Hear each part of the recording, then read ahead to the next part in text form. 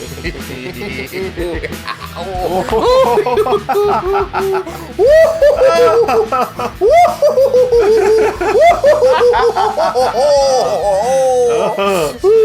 the thing is, super injunctions don't extend to social media or international news.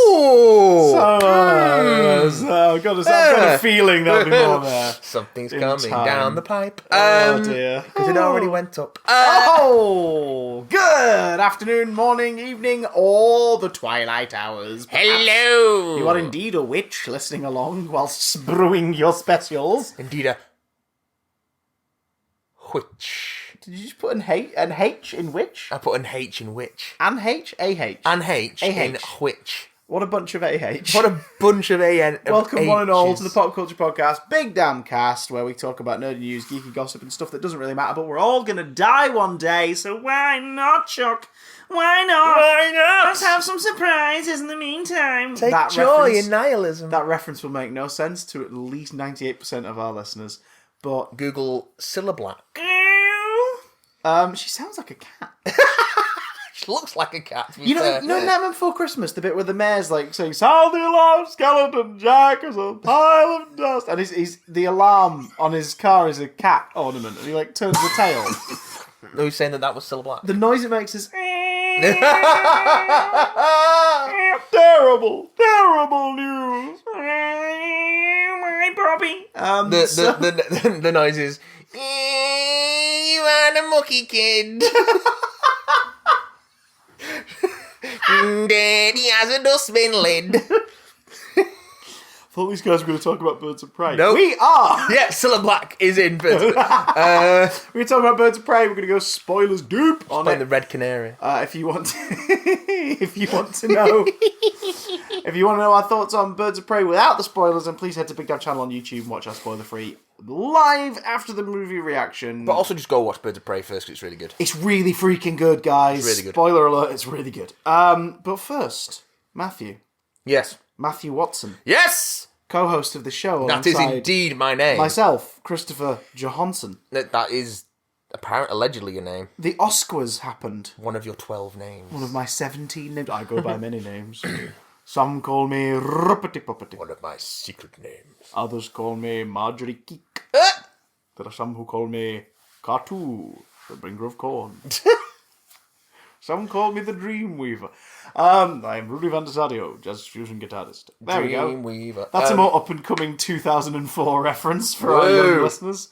The Oscars happened. We talked about them. We talked about how the Oscars are kind of bollocks. And ultimately, the nomination is more important than the win, because the nomination will always boost a film's profile regardless of what it is, where it's thought of, blah, blah, blah, which is good for smaller films, short films, independent films, foreign language films, animated movies, etc., etc. And also does attract some people to performances that maybe, they wouldn't have seen because they were interested in the movie. Then they go, oh, they got nominated. I wonder why. I shall watch this movie. And sometimes it draws people to performances they wouldn't normally have seen because they're not interested in, and the movie's not interesting. Mm-hmm. So you realise, why the fuck did I bother watching this? But mostly it's a competition. I'm looking at you, call me by your name. It's a competition. Oh, yeah. It's a competition of which producers or execs or company heads wined and dined a bunch of elderly men in the old folks' homes who's still a part of the Academy Board. Seriously, what was it? It was I don't want to accuse the wrong director, but I think it was a Spielberg movie. No, it was Ron Howard. Did Ron Howard direct Philadelphia? Possibly. I think it might have been that. It might have been that film. Let me look it up. Let me look it up. Have a little looky. Let me look at fucking Ron Howard directing Philadelphia.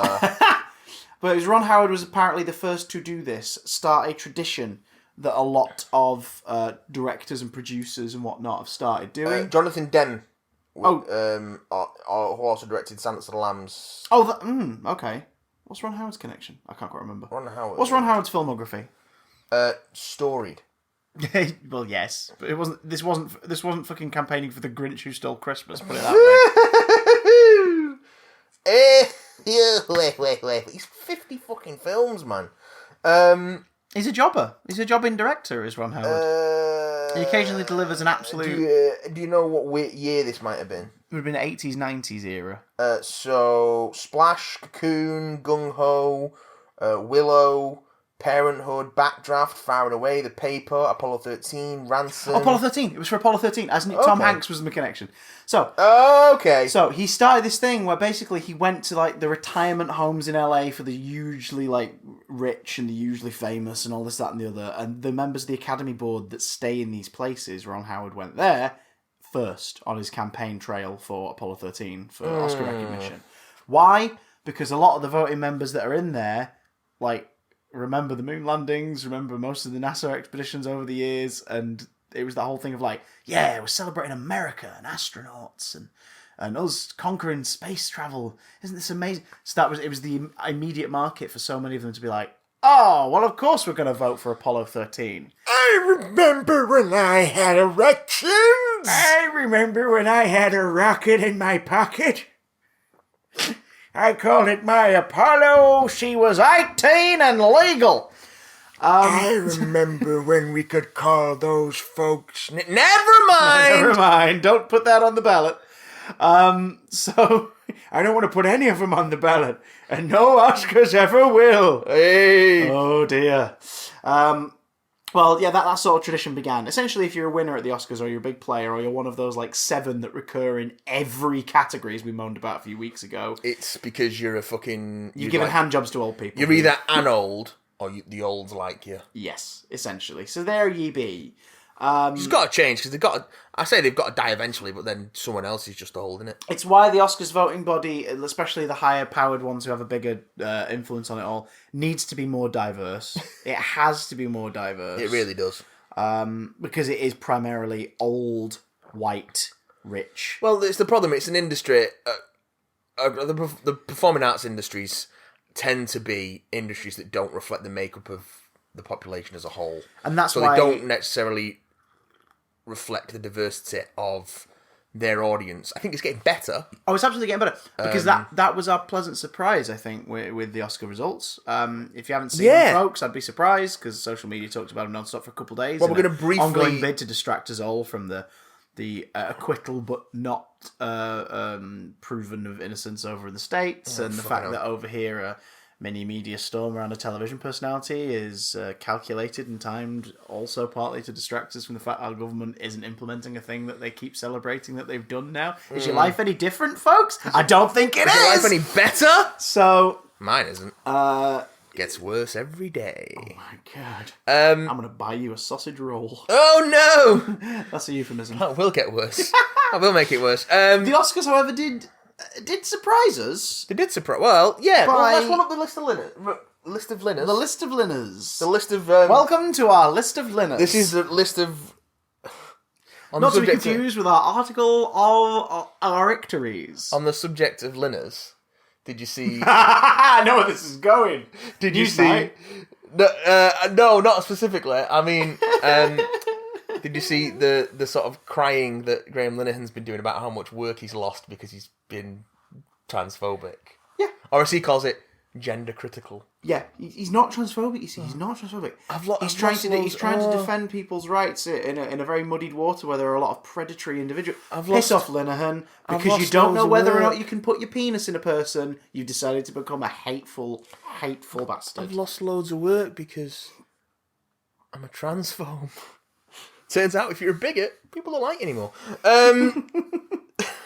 It's not that. It's the fact that he's an aggressive transphobe. He is an aggressive transphobe. He wouldn't have lost work had he just kept his shitty views to himself. Yeah. He wouldn't have lost work. But he keeps pushing at it and swearing that he's not, but proving with every breath that he is. There's that. I just saw that article of him. Because he went on Newsnight on Thursday, on Monday night this week to talk about it. Oh, wow. Is it Kirsty Young? I can't remember who hosts that. She's aggressive and Scottish and brilliant, and she basically just shot him down throughout the entire thing. At one point, he talks about, I do this because, women need to speak up. And she said, you can't tell women what they need to do. And you can just see him on the verge of wanting to just, shout and strop, and he can't, because he's like, I'm on television, I can't do this. It's just like, fuck off, Glenna. Black Box's best work happened after Dylan Moran took it over. Well, you've already lost half your career, Linus, so why not lose the other half? That's what I say. Let's have a quick run up the Oscar winners. Sometimes the people who make the things you like turn out to be monsters.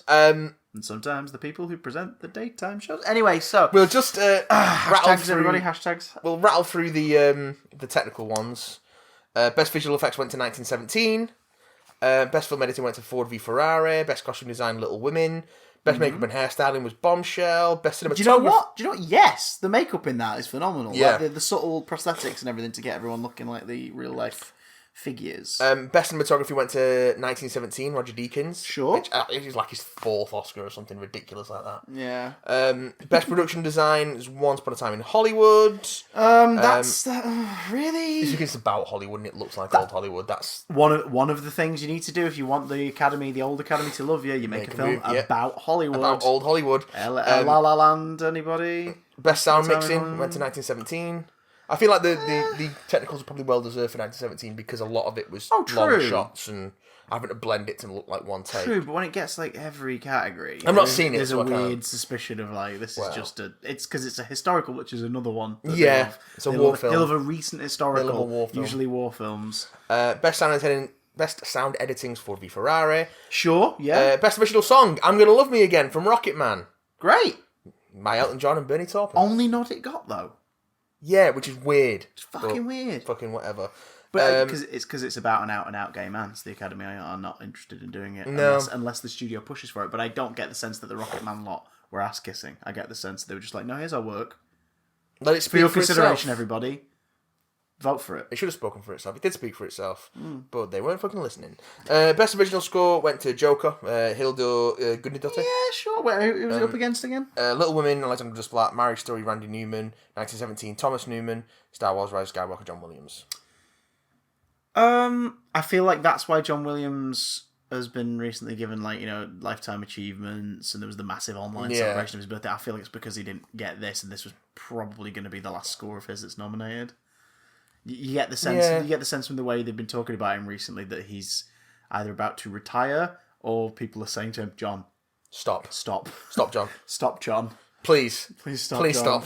The Rise of Skywalker score was nice, but out of those, from the ones I've heard, which is like 3 of them, Joker. The score's very good. Yeah. Best soundtrack, not so much. Best animated short was Hair Love. Best live action short was The Neighbour's Window. Best short documentary was Learning to Skateboard in a War Zone If You're a Girl. Best documentary feature was American Factory. Best international feature was Parasite. Best animated feature. I wonder if that's going to win anymore. Best animated feature was Toy Story 4. I'm sad about that, but I had a theory. What's it's the a theory? Demon, a dancing demon. No, it's something, isn't it? What's your theory?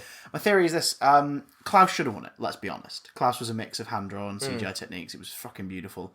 But Toy Story 4. So the best animated film category only started because of Toy Story.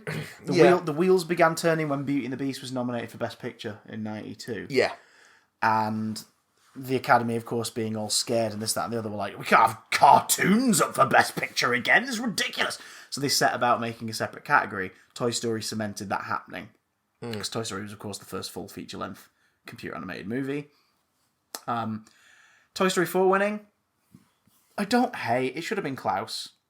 But I don't hate because you look at Toy Story and visually and look at Toy Story 4 and it's a visual representation of how far this medium has come in that time. Like the look of those two films is far apart from each other. The original is a better movie and a simple tale and straightforward and has a great set of pieces and is beautifully directed and is beautifully animated. But you can see the progression of the medium and the hard work of the animators these days who've had to learn computer-generated animation and everything over the last couple of decades. It's almost like a historical document now. Yeah. In the way that it... So Toy Story 4 getting it's the before and after. Yeah. This is the after. So I don't hate it. Do you know the first winner of Best Animated Feature Film was? First winner? It was in 2001. Toy Story 2. Shrek. Oof! Yeah. That's disappointing, isn't it? Oof! That's depressing. I hate Shrek. That's depressing. Passion. The more people like Shrek, the more I hate it. Just to be contrary. Best Adapted Screenplay. Taika Waititi for Jojo Rabbit, based on the novel Caging Skies by Christine Lunens. So, turns out that you can be funny in this woke culture. Todd Phillips, and you can win an Oscar for it. I love that so much. Well, you can't be funny anymore, so I'm going to go make the Joker. And best adapted screenplay goes to the guy who makes a film about a kid in Nazi Germany whose best friend is an imaginary Hitler. Well, it also... Fuck you, Todd Phillips. Taika Waititi, retweeted that news article and was like... Oh, brilliant! I love this guy. Oh, good on him. Best original screenplay, Parasite, Bong Joon-ho and Han Jin-won. Best supporting actress, Laura Dern from Marriage Story. We're finally getting Parasite next week, aren't we? But it's Cineworld. Is it Cineworld only? Cineworld. The other cinemas are doing a release of it, but Cineworld's doing this is going to be in every Cineworld. It'll hopefully be on Now TV soon then. Because I was like, what is it about? And I read into it, and it's basically like an Inside Number 9 episode, but feature length. That seems like it. And it's like, oh god, yes. Oh god, a bit more social commentary, but it's like, yes, okay. This is a dark, twisted comedy of errors. Brilliant. Best supporting actor, Brad Pitt for Once Upon a Time in Hollywood. Sure, I saw his acceptance speech. His acceptance speech was really nice. I still am weirded out that everyone has forgotten about the abuse allegations are Quentin Tarantino. Not sexual abuse, but mental enough and abuse, physical abuse of actors. Abuse. Yeah. It is really weird that seems to have been just glossed over, but it's because he made a movie about old Hollywood, so old Hollywood love him. Yes. Best actress went to Renee Zellweger for Judy. If I remember correctly, the earliest film in the list of ones that were being recognised outside of the small categories. I think the very earliest might have been Avengers Endgame, like an April release. I think that might be the earliest that is acknowledged elsewhere. Their best visual effects, yeah. Yeah, it's really, really weird. It's almost like all the films are just being picked from the ones that have come out during quote unquote Oscar season, i.e. October to January. Best actor was Joaquin Phoenix for Joker. Aye. I'm kind of glad that and the score are the only awards that it got. Same. But I went to Asda in Trafford on Monday morning, and the stands were up because the Blu-ray and DVD was out on Monday. The stands were all up. There was some at the bottom of the escalators, some at the top, and every single copy had an Academy Award winner sticker on it. But all roughly in the same spot, all roughly facing the right way, or facing upwards, but just occasionally a little dip. So you're like, some poor fucker. I've had to paste that on. Either at the point of distribution for each store, or an employee has had to wait. I imagine they probably store. Came with a roll of them. Well, I don't know, because usually those DVDs have come the next. Oh yeah, I'll roll a thing. Yeah, so someone at the Asda store has been told, right, you've got to stay up. Yeah. And get to the store at this time and put this on every copy. And it's not on every Oscar-related film, Oscar-nominated or Oscar-winning, that was in store. Because I had a look, I was like, right, are any others? Just Joker. So it's Warner Brothers have just sent a big ream of stickers. Just Joker. If it hadn't won... But think about that, how much as petty as this sounds, a roll of, pristine freaking, gold-papered, all this, that, and the other stickers, a roll of, say, 100 stickers, you're talking probably 50 quid or more, these specially made thingies, yeah? There was definitely about 200 copies of this DVD in this one big store. If that film hadn't won, that's thousands of pounds in the UK. Thousands, probably verging on tens of thousands, spent on reams of stickers that may not get used. What's the first person someone like you or I would do? What's the first thing a person like you or I would do? Fucking hell. Well, it depends on the mood. Some days I'm a Black Widow guy, other days I'm a Captain America guy. What's the first person a thing like you or I would do? Yes. If we did, for some bizarre reason, buy a Blu-ray copy of Joker with that sticker on, peel the fucking thing off. Yeah. And put it in the bin. Yeah. Because we like our covers. I like my covers nice to be covers. smooth. Fucking... I regret not taking the sticker off of my Gorillaz Demon Days album years ago, because when I finally got it back when I moved back up north, it was at that point now where I'm going to have to clean it off with a fucking Brillo pad and a screen thingy. Methylated spirits, mate. What? I'm soon going to be stripping a bunch of Warhammer 40k and Lord of the Rings miniatures to start getting back into the hobby again, and I'm going to be using methylated spirits. My dude, so you're literally just going to dip them. Some kind of merciful Who Framed Roger Rabbit you dip sequence. them, you soak them, you take a brush to them. God damn. Lots of naked Aragorns, you wait. Oh, when you put it that way! I've already got a couple of naked Gandalfs awaiting some painting. I can get hold of an Aragorn anytime I like. I'm just looking at my little green book. Hey! Finally, Best Director and Best Picture. Same film. Parasite for both. Bong Joon-ho for Best Director and producers Kwak San-si and Bong Joon-ho for Best Film. Now, I don't know what's happened. Green Book to Parasite in a year. I don't know if Parasite have just campaigned like crazy to the older Academy. I don't know if somebody at the older Academy's just had a word and been like, look, you guys are seen as incredibly racist or at best xenophobic. Do not give it to Joker. Maybe it's... the whitest film, because the dude puts on fucking face paint. The whitest white film about white people whining about being white. Melissa Villander, I can't remember her name now. She's on the SNL cast. They did a thing the other week about the Oscar nominations, and she sang a song about some of the Best Picture nominations. A song that was called White Male Rage. And it's hilarious because the reaction from hardcore fans of Joker... Again, people who love it, there are people who love it, and that's great, but there are people who aggressively love it online. The majority of those people have reacted hilariously badly. Well, because it's controversial and seminal and important. No, it's not. Fucking bland. No, it's not. This movie would have done well because it's a great movie, says Todd Phillips. No, Todd. No. It did well because you used an IP, a recognisable name, a famous character. Shut the fuck up and sit down, Todd Phillips. Shut the fuck up and sit down. No wonder he's now open to doing a sequel. He doesn't want to let go of this success he's had. He doesn't want to let go of it. Joaquin has said it was a one-and-done deal, and then he was asked later, Todd Phillips has been talking about a sequel, do you want to do it? And Joaquin was like, well, we did talk about ideas of where the character could go, so if the right one struck, I'd be up for maybe considering it. Don't do it, Joaquin. There's only one place the character can go, and that's in a Batman film. And then... Even then, he'll be the worst Joker ever. Yeah, he would immediately be fucking knocked out within 3 minutes. Because he'll be about 70 years old. Yeah. And Batman will spark him out within a second because he's not a criminal mastermind. He just about got away with the things that happened in the film. Fucking schmuck who gets lucky. He kills some people in an act of violent self-defense, and then he shoots a talk show host. Those are his supervillain achievements, unquote. Ooh. That's it. I'm so scared. This is not the Joker. Fuck off, everyone. He's more like Dylan fucking Roof than he is the Joker. I'm so glad people dug it. I really am. I'm glad they enjoyed it as a character piece, and like maybe this will now open people up to seeing more artsy stuff and more character-led stories.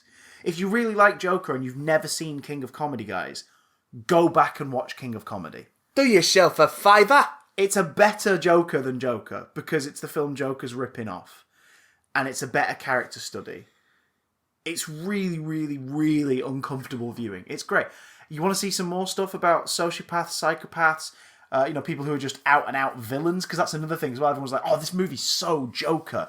And it deals with important stuff. It's like, that's right, so Joker. It's not Joker at all. It's not Joker in any way apart from the look. But Killing Joke. It's not the exact story of the Killing Joke. And the Killing Joke is just one interpretation. You're the exact same people who argue that, but it's cool that he's not got a backstory. So fucking make your mind up, for God's sake.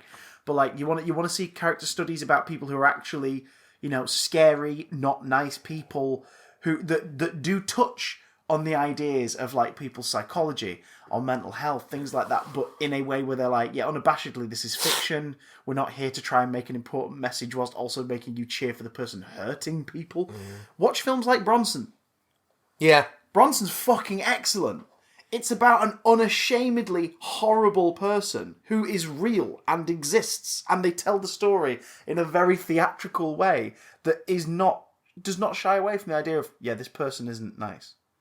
And he knows he's not nice. And we're not going to try and make you sympathise, but we are going to make you try and understand him a bit. That's our mission in this film. There you go. Like, you shouldn't come away from Joker going, oh, I felt so bad for Arthur. Because the things Arthur does in that film are not nice things. There are things in that film that highlight problems, absolutely, within the way society handles mental health, within the way that but then again, the actual government funded and medical side of it, the way it's handled there, but it's also set in the 80s, so there's a disconnect from today too. It's a film that simultaneously highlights and demonizes people with mental health problems. Yeah, it doesn't pick a lane. No. It doesn't pick a lane. The right thing to do would be to pick one and pick the right one, and especially if you want your film to have a message about what is really going on and what is being ignored and what is being caricatured. But you can't, because you're making a film called Joker about an evil clown. So make your fucking mind up. Anyway. This used to be a fun house. I don't like Joker. I don't know if I mentioned that before. Now it's full of evil clowns. There's a Pink song for every occasion. I know. I'm just enjoying the smile you had on your face while you did it. It was nice. Now, if you do want an evil clown movie that makes you sympathise with the character, but doesn't take itself remotely seriously, And go and watch Clown by John... Clown is great. by John Watts. Clown is great. Clown's a freaky body horror film, guys. It's so weird. And then that guy goes on to make 2 lovely chirpy Spider-Man movies. Oh, it's so good. Because of Clown. Clown was the film that made them go, he's good. He's good. Let's get him to do that. Clown is great. I'm so glad you introduced me to Clown. I can watch Clown again right now. He's decline. It's Decline. Fucking Peter Stormare. Being Peter Stormare as fuck. We a couple of months ago, we finally got around to watching John Wick 2. And of course, he's in the opening scene. And the moment he was, Lucy, who was an avid Until Dawn player, she platinumed it within 2 weeks. Nice. She just turned to me and just went, psychopath. I was like, yeah, that's him. That's just Stormare. There he is. American parts, the Russian parts, all made in Taiwan.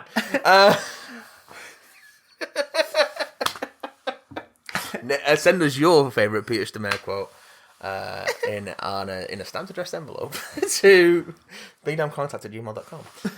See how that works. So, let's talk about Birds of Prey. Yeah. And the fantabulous emancipation of one Harley Quinn.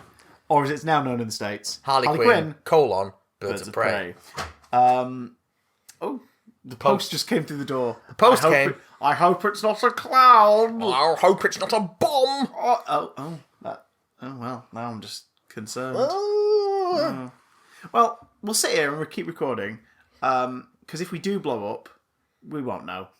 We'll have been blown up. We've been trying to blow up for 3.5 years now, Chris. I don't think it's going to happen. Let's be honest. He's not in it. But his shadow looms large over the film because it is the motivation for the story of the film in the first place.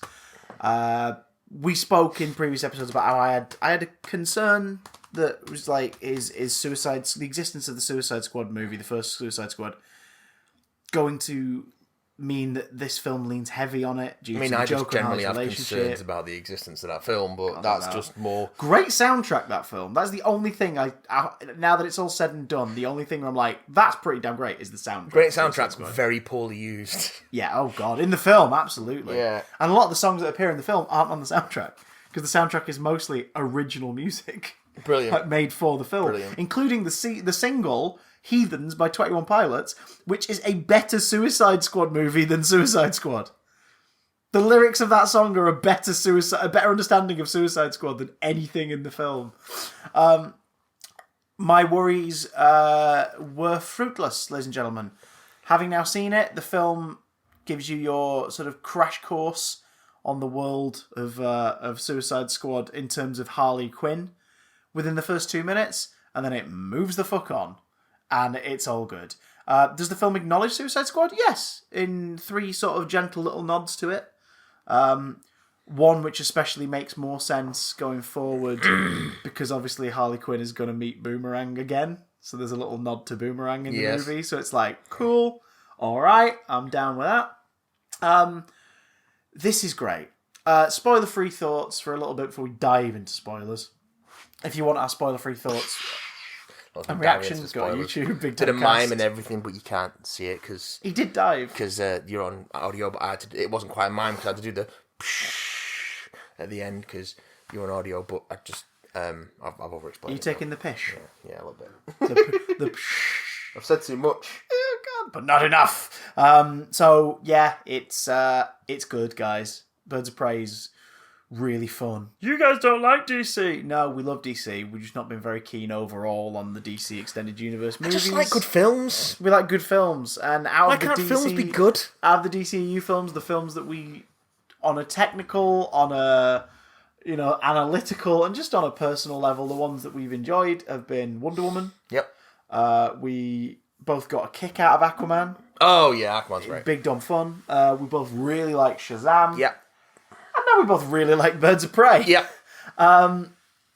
It's fun. What to say? It's got such. It comes at you with this like almost demented energy. Yes. And just beats you into submission with a big fluffy fun hammer. It's like, you are gonna have fun. You're gonna have fun. Oh, I've just broken someone's legs. You're gonna have fun. There's a lot of leg breaking in this film. There's definitely a bent leg agenda in this. Fucking Birds of Prey coming out in cinemas, pushing its broken leg agenda on all these fucking on all those straight-legged people. I can't believe the whole it's making a massive loss. No, it's making a loss based on Warner Brothers projections. Yes, it'd be fine. It's a February release of a spin-off to a film that was not well received.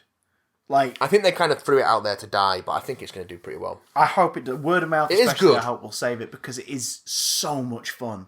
It's R-rated, which I did not realise until we sat down and the 15 certificate came up. And I was like, I just turned to you and went, is it? And you went, yes, R-rated in the States. I was like, what the It's a pretty fucking hard 15 as well. I mean, F-bombs are at least circulating around 50 plus. The violence is spectacular. It's not...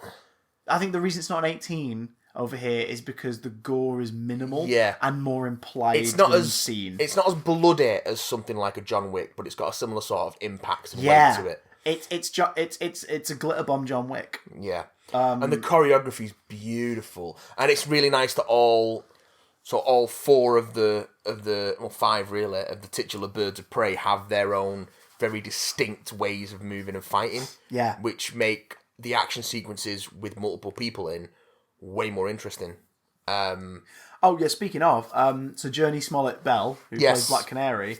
Brilliantly, she said in her research she became a fan of Black Canary by playing with the character in Injustice 2. Brilliant. Which also influenced how she physically portrayed her fighting and the depiction of the hypersonic screams. Lots of kicks. Oh god, yeah. Lots of kicking. Yeah, I mean Black Canary is a tough one to master in Injustice 2 because she's very heavy on parrying. Yeah. And kick combos. Like a lot of her moves rely on you getting your opponent just close enough to you that you can execute a combo that will then grab them and lead them into a move. Yeah. Like, I can't play Canary really well because I can't quite master it, but I've played against people online who've wiped the fucking floor with me as Black Canary. She's very leg heavy. Like, she's really based in kicks. She's the Chun-Li of Injustice 2. Oh, yeah, and fucking... She never skips a leg day. Journey Smollett-Bell, yes... Yes, she, like now that I've read that, I'm like, yep, she's based on the Injustice 2 version. Which is neat because it's like using other interpretations of that character to inform your performance in a way that isn't necessarily is physical. Which is, I think, is a really interesting approach to. Oh yeah, I think there's a really interesting approach to action filmmaking is when you have an action heavy film, instead of weighing it down with dialogue, you put the character into their physicality, and we'll get to a bit more in spoilers and a bit more like little details that I noticed that were quite neat. But she also read a shitload of Gail Simone Birds of Prey during the filming. Gail Simone tells a really lovely story on Twitter about she got invited to the set like for a couple of days and she made it happen. And like she was really excited and loving it, but the one thing that because she said she got there a little apprehensive because she's like, I know some of what they're doing in this movie, but like a lot of these characters are my babies that I looked after for a long time. I'm not thinking. But the one character she really wanted to see was Black Canary, and Journey just like wasn't there for the majority of her thinking. And then she found out later that Journey was there later in the day, heard that Gail was there and was trying to find Gail because she wanted to give her a hug. So I think they finally met. Check out Gail Simone's Twitter because she's got the full story, guys. But I think they finally met at a screening, and she just gave her a massive hug, and she was like, "Thank you so much. This character's amazing." And she's like, "Thank you so much. You were amazing playing her." It's just a lovely moment. You just should have a look at Gail Simone's Twitter anyway because it's funny. Gail Simone is great. She's a fucking wind up merchant. I love it. Yes, constantly winding people up who are like super pedantic. Which a lot of comic book readers are. Yeah. And she just fucking takes huge amounts of joy in it. Let's talk about taking huge amounts of joy from winding people up. Let's talk about a couple of cast members. Ella J. Basco as Cassandra Cain. Yeah, the young Cassie Cain. This is a great sort of street pickpocket inclusion because it doesn't need to be Cassie Cain. No, like it doesn't need to be Cassie Cain. For those who don't know, Cassie Cain she's now a Batgirl, but she was Batwoman. She was a Batgirl for a very short period, but then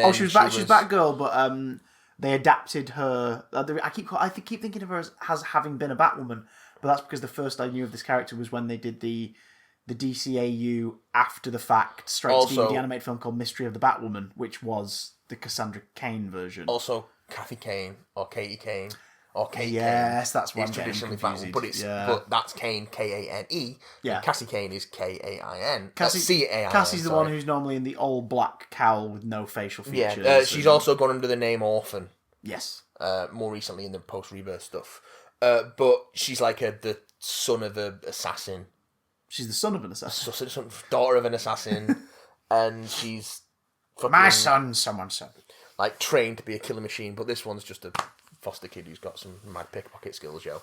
And it's like they don't need bags of attitude. They didn't need to make Cassie Cain, but what do you call it? Ella's performance is that entertaining, and she's got so much fucking charm. Yeah, that it's like I'm glad you did, because I would be happy if 5-6 years down the line they do another one or whatever. Oh look, here's Cassie Cain all grown up, superhero in the fuck out of everything. Sure, I want to see this performer return to this role at some point when she's older and is able to. I wouldn't be surprised if we saw her a bit more. If we saw her as Orphan at some point. Yeah, I don't think we'll see her as Batgirl. No, well, they won't want to muddy the waters and confuse things. But using the character, fair fucking play. As for another character that didn't have to be a comic book character, because it's just sort of generic henchman role on paper, they decided to pick a Batman rogue and do something interesting with it, because Chris Messina plays Victor Zsasz, who's the secondary villain of this piece. He's a Black Mask. Hugh McGregor's as Black Mask. It's his number. His right hand man. He's Black Mask's Harley Quinn. Yeah, basically. Yeah, he's there. And there's a lot of sexual tension between them. Yes, which is really enjoyable. You get the sense that this is a Victor Zsasz that's based a lot more on the early 90s interpretation, right down to having the bleached blonde hair and sort of dark makeup around his eyes in a couple scenes. He's got a few telltale scars on his face, but they look more like fresh battle scars. Yeah. There is, for those who saw him in the trailer and were like, oh, that's not Zsasz, he's not covered in scars. There is a moment in the film where he unbuttons his shirt to describe his philosophy to someone, and yes, he is fucking covered in tallies and scars. He absolutely has them all. They're a bit higgledy-piggledy, and his most recent one, it looks like he's perfected the idea of making them neater. Yeah. Because his most recent one is a tally. And it's like, okay, fair enough. He's Victor Zsasz. He's enjoying what he's doing, but ultimately his mission is to look after Roman and set people free from this world. So it's like, yeah, it's Zsasz. It's the Batman villain Zsasz. You didn't have to do this. You chose to. It's great. We finally have a Zsasz in a movie that is the comic book character and not just a dude with a tally tattoo on his neck in a Nolan film. Because Victor Zsasz is in Batman Begins. Yeah. It's just like, what? Zsasz? Yeah. Is that Zsasz? I think they referred to that as Mr. Zsasz, which is what he was called when he first showed up. He was referred to as Mr. Zsasz. Yeah. Might be my favourite interpretation. This character's not been adapted a lot. No. I like the Arkham version, especially because they turn him into full-on Hannibal Lecter levels in Arkham City. Yeah. With the phone calls. But this is a really fun interpretation, and he's clearly having a ball. He's got a bit of Buffalo Bill about him in his delivery. There's a bit of that. They're kind of drawl here, and just he's good. He's good. He's great. Rosie Perez is Renee Montoya. Oh, so good. I love Montoya. For those who listen to the show often, we're big fans of Batman the Animated Series. That introduced the character of Renee Montoya, who then went on to become a prominent character of the comics. She's been an incarnation of the Question. She's been a captain. She's been a detective. She's been just a boots on the ground officer. She's usually partnered up in stories over the years. Batman stories with Detective Bullock. She crosses paths with Gordon a lot. In this, she is one of the senior detectives at the East Precinct of Gotham. So she's not... minor spoilers. You're not seeing any Gordon. You're not seeing any Bullock, guys. But she's been passed up for promotion because other men have taken the credit. Feminist agenda! thing that happens a lot in real life, so they're going to depict it. Fuck off. Yep, surprising no one, this film has a feminist agenda. Of course it does. Because feminism is important.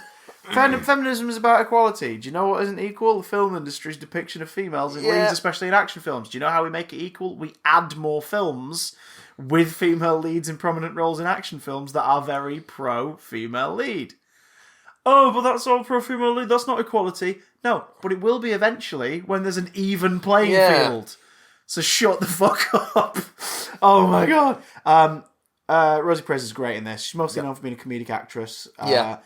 She plays this straight face. Although, again, I'm so glad that they didn't like make it subtle. They make a big thing of the fact that the DA's assistant is her in because they're exes. Yeah. So they're like, yes, we are going with the canonical story of Renee Montoya. More women! More gay people! Ali Wong plays her ex-girlfriend, Evelyn Yee. Yeah. Who's working with the DA, who, again, they never say who the DA is. It's a man. But it's a man, so it's like, oh, yay, subtle nod maybe to Harvey Dent. So, yeah. Although I doubt it, because if we're in this world, Batman's apparently been Batman for like 20-odd years, so I'm sure Two-Face probably exists already. He's dead. Yeah, or he did. Again. He did. He did again. But yeah, Renee Montoya is great. Also, they chose to go with, and I suppose like it's probably using the Batman timeline as reference, really, in the DCU. But they chose to go with the Montoya, who is older. Yeah. Rosie Perez in the film, I guess as well. She's 55. So this is a 55-year-old lead in an ensemble superhero movie. In an action film. Who holds her fucking own because she's a cop who's been on the beat for 1,000,000 years and is frustrated and pissed off that she's been passed on so much that is what sort of fuels her when it comes to the action sequences. Like, you can tell that she has got this contained rage that she lets out when she actually gets to punch something. Yes. Perez plays this so well. Hey, Matt. Yeah. Who does Mary Elizabeth Winstead play in this movie?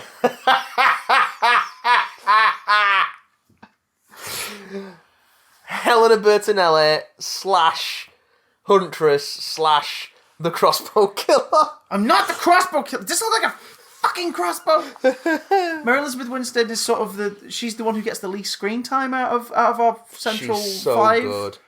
But she uses it so well. And she's second billed as well. Yeah, well, she's like one of the biggest names. Yeah, in the end credits, she's second billed. She's one of the bigger names, absolutely. But the film.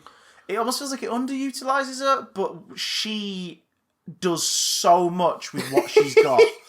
Oh my god! It's neat, and then it's sort of a deconstruction and a celebration of that sort of 90s anti-hero idea in the same thing. Like it takes the piss out. For those who don't know, is a vigilante who executes criminals using a crossbow. Yeah, and rides a motorcycle and is very stoic and like, this is my mission. This is my thing. She doesn't talk much. And a lot of very 90s kind of like the vigilante. A lot of her 90s stuff is her in like stupid revealing outfits, like fucking purple with blonde capes. But this is just like got. They sort of hint at those. They hint at those outfits by like she's in motorcycle leathers, but she'll have like she shows a bit of midriff. She has like a belly top, made out of a motorcycle thing. And they don't overboard it, but they nod to it a little. Yeah. And then toward the end of the movie, we get a look at an alternate costume that's a lot more like, yes, that's a good one. If we see more of you, that is a cool fucking costume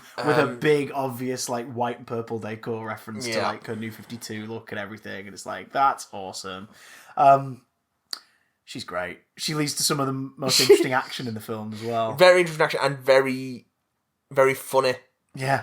Like, again, just even the most serious characters in this film have real moments of levity, but without being gratuitous. Like, this is a funny ass film. Oh god, yeah. Which you'd expect from something that's got Harley Quinn in it as a central character. It is very funny. More on her and someone else in a minute. But it's also it can be funny and brutal at the same time. Oh yeah, well, there are some moments of incredibly shocking violence that just literally had us laughing out loud. Oh god, yeah. Well, Journey again, which we'll get to in spoilers. Journey Smollett Bell as Diana Lance, Black Canary. Yeah. The first time we see her in action, there's a moment in that where a gentleman's head goes through a plate of glass in a door in a van on a van that had me screaming laughing. I was just so like, oh my god! And then the final sort of blow of that scene is something where you go, Jesus H. Christ! Yeah. Oh my god! She's excellent. It's a version of the Black Canary character. They sort of imply that she's not the first Black Canary. No, because they talk about Yeah, so they're going down that route, which is nice. The film downplays superheroics quite a lot, but always insists that they're on the fringes. Like, this is not a story of superheroes. But that stuff exists. It is but a we're not world going to where focus on it. But Batman it's bubbling, explicitly exists. but more so like the supernaturally and sci-fi elements of it all. Yeah. They're mentioned, but it's under the surface. Yeah, this is a sequel to Suicide Squad. Yeah. Like, that shit happened. Where like a god tried to end the world, and we've had aliens that fire lasers beating each other up in the city across the harbour, and like these things happened. Like Shazam, these things happened, but they're not important to this story. No. However, in this one, it does feel like they're sort of bubbling under the surface in relation especially to Dinah Lance. Yeah.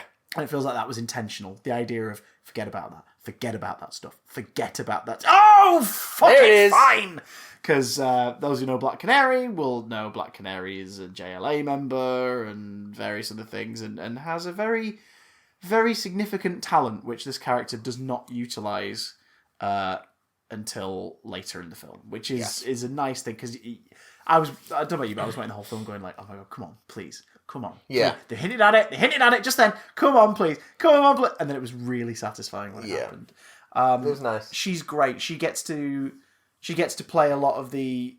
she grounds the film a lot. Because our lead character is an unreliable narrator. Yeah. Who gets her actual emotional moments, but Dinah's the one character where we really see everything for how horrific it is, how scary it is, how dangerous it is through her eyes. She can handle herself, but she's not blasé about the severity of the she's very tough and very resilient, but also emotionally quite vulnerable. Yeah, but not in a way that makes her weak. Yeah, which is really I think it's a really nice character. Like she has some talking to do to herself. Yeah, and she has some hold-ups that she needs to purge that only she has put there. But ultimately, she's fucking awesome. She, to me, aside from the two characters we're about to talk about, to me, she was the breakout in this. Yeah. I was really bowled over by how cool she was. Just like how well she played the part. How fucking badass the action choreography, especially around Black Canary, was. Because again, a lot of kicking. It was just cool. It was just really, really cool. I'm so happy to see Black Canary on film. Yeah. And here we are. It's really good. Give us a Green Arrow. Let's see how that chemistry works. Because I want to see her play off somebody who thinks they have a sense of who she is. Because I think she would play the whole, like, yeah, you've got a fucking idea really well. Let us talk about our sort of, our yin and yang to the movie. Let's talk about our villain first, Roman Sionis. Oh, Batman villain Roman Sionis, played with aplomb. Oh, he's having so much fun. He's having a whale of a time.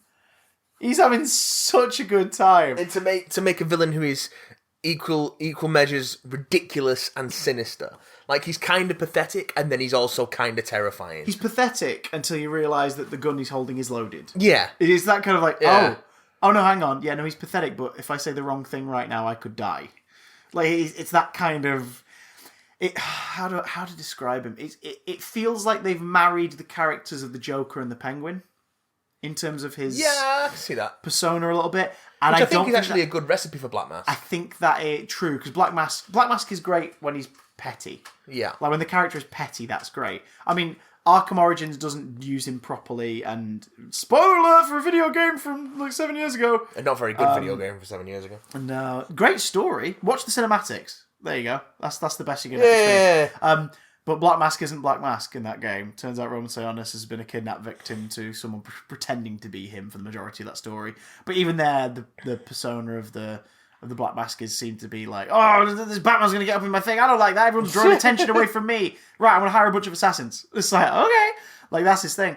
Right. But remember, there were rumours that this film's shooting, the initial shooting, got delayed briefly. because they had to do rewrites on the script. And this was before McGregor was cast.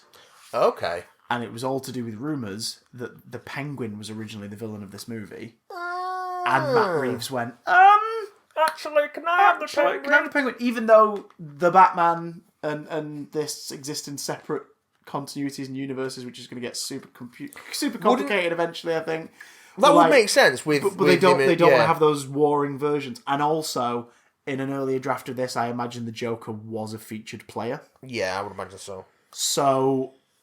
I think they halfway housed it and they went, right, we need a character who can run a Gotham crime family. He's got a club. He's got a club. Yeah. That's the Penguin. Yeah. He's got a club. He's incredibly wealthy. He gives no shits about human life, but he doesn't like to get his hands dirty. He'd rather facilitate stuff. The reason he gets away with things is because he makes them happen. He doesn't get in there himself. Penguin. It's all Penguin. But also he's flamboyant. He's got to be scary enough that Harley Quinn's frightened of him and that our heroes are frightened of him. He's got to be like one of Gotham's top. Joker. Okay, well let's make somebody who like is on par with the Joker, and we'll make sure that's established by insisting that they've both been heads of like crime syndicates, and they're sort of like they stay away from each other because they just know it's going to be bloody if they even get involved with each other. Yeah. So so he doesn't have to be the Joker, but he's got to be someone who can go toe to toe with the Joker in terms of like their gangs. Well, then we'll just make it that he's been recruiting every gang. He's been getting people from everywhere, so he's the biggest. So even the Joker is not going to just step in unless obviously he's like, fuck it, this will be a laugh. Like, okay, great. But he's also got to have that influence, but not want to get his hands dirty too much, like Penguin. But then he's just Penguin, so what we need to do is we need to make sure that he does sometimes get his hands dirty, but he doesn't literally, because we'll make him a germaphobe. And when he does go to the scene of these things, he wears a mask. Black Mask. Fuck it, it's Black Mask. It's it just feels like they've whittled down who they could fit into that part. And then they've gone, right, Black Mask. And McGregor, I think last night you said he doesn't devour the scenery so much as just fucking tuck in. Yeah. Like he just goes, he hogs it. It's a beautiful looking film. The film's a trough. It looks so good because it. Ewan McGregor has chewed all the scenery. Yeah. Like that's. He's chewed it all up and then flamboyantly vomited it back out everywhere. And his vomit is beautiful neon sets and fun houses and clubs, and he's clearly having a ball. He's great in this. He feels, like you said, he feels like a force to be reckoned with, but not because he's OP. No. It's this. He is a pathetic individual who just needs the one person to get in a room with him. He's needy and whiny and narcissistic. Him or humiliate him, and that'd be enough. But he never lets people get close enough because he's got too many people around him. His right-hand man is a serial killer who thinks it's his job on Earth to kill people and help them escape from life. Yeah. And he's obviously got like a god complex. He's got an inferiority complex in relation to everyone thinking his father's the reason why he's successful. Yeah. So he's having so much fun. McGregor's great in this. McGregor is great in this. And I'm going to say it, one of the best portrayals of a Batman villain on screen. Yeah. He's really, really good. All right. Speaking of Batman villains being portrayed on screen, do you know why this movie's so good, Matt? Do you know why? Because Margot Robbie is hashtag girl boss. Yep, she's literally the star. She's got a story credit, and she's one of the producers of the movie. Why? Because she obviously played her in Suicide Squad, went, I love this character. That film wasn't great. Can we make sure the next time we do something with this character that Warner Brothers will definitely make things with because they can sell T-shirts and Hot Topic accessories and cinema tickets? Can we do it? But can I be in charge this time? Because I want to make sure that it's a good fucking film. And then she obviously went away somewhere and read a shitload of the New 52 Harley Quinn comic book. Because this is, again, you summed it up last night. You said it felt like Deadpool but Harley Quinn. Yeah. And that's the New 52 Harley Quinn book. It's Deadpool but Harley Quinn. Tonally and structure-wise, the film is very Deadpool. She's an unreliable narrator. Yeah. It's similar to the first Deadpool in that it's the narration is broken up. The timeline of the story being told to us is broken up. Yeah. It's very Tarantino-y in that way. Like it's a jigsaw puzzle. You could probably edit it if you wanted and put it in a linear way. It wouldn't be anywhere near as interesting because you'd have to drop a load of the Harley narration. Yeah. And that's what makes it fun. She's our unreliable narrator. She fucks around with the way the story's told. She openly tells us who she thinks is a shithead and who she thinks is great and all this, that, and the other. When it's not relevant, but she still just does it. She has inner monologues that we hear. She has inner monologues that we don't hear. She has conversations with stuffed beavers that we can't hear. Which made me happy because I fucking love that beaver from the comics, and there it was in a film. She will switch in mid-conversation from talking to someone on screen to talking to the audience. Oh, fuck, there's this beautiful shot. She's talking to Cassandra Cain in the front of a car, and she realises the situation's not going the way she thought. And just before it snap cuts to the next scene, she just looks down the barrel of the camera like, and it's such a quick, like, She is amazing in this. It's a Harley Quinn movie. It is. Which is why I kind of understand the title change in the States. It kind of makes sense, actually. It's a Harley Quinn movie that is setting up Birds of Prey. Yeah. By the end of the film, like it's tied off in a neat bow by the end of the movie. It's not left as but there's more to do. It's this is what Birds of Prey is. This is what it is. Yeah. And it exists. It's The Adventure Continues, Northerner to be continued. Yeah. And that's awesome because it means that if this doesn't go anywhere, fine. It exists perfectly on its own. Yeah. Is there an after credits? Yeah, but it's got nothing to do with continuity at all. It's not setting anything up. It's not teasing anything. So this film has, narratively, film has nothing to lose in terms of how it's perceived going forward. Yeah. I'd like to see more of these characters. Yeah. We'll definitely see more Harley Quinn because she's in the Suicide Squad. Yes. And based on those set pictures that have just come out, it looks like she's either getting involved with the story or is being forced back into the story.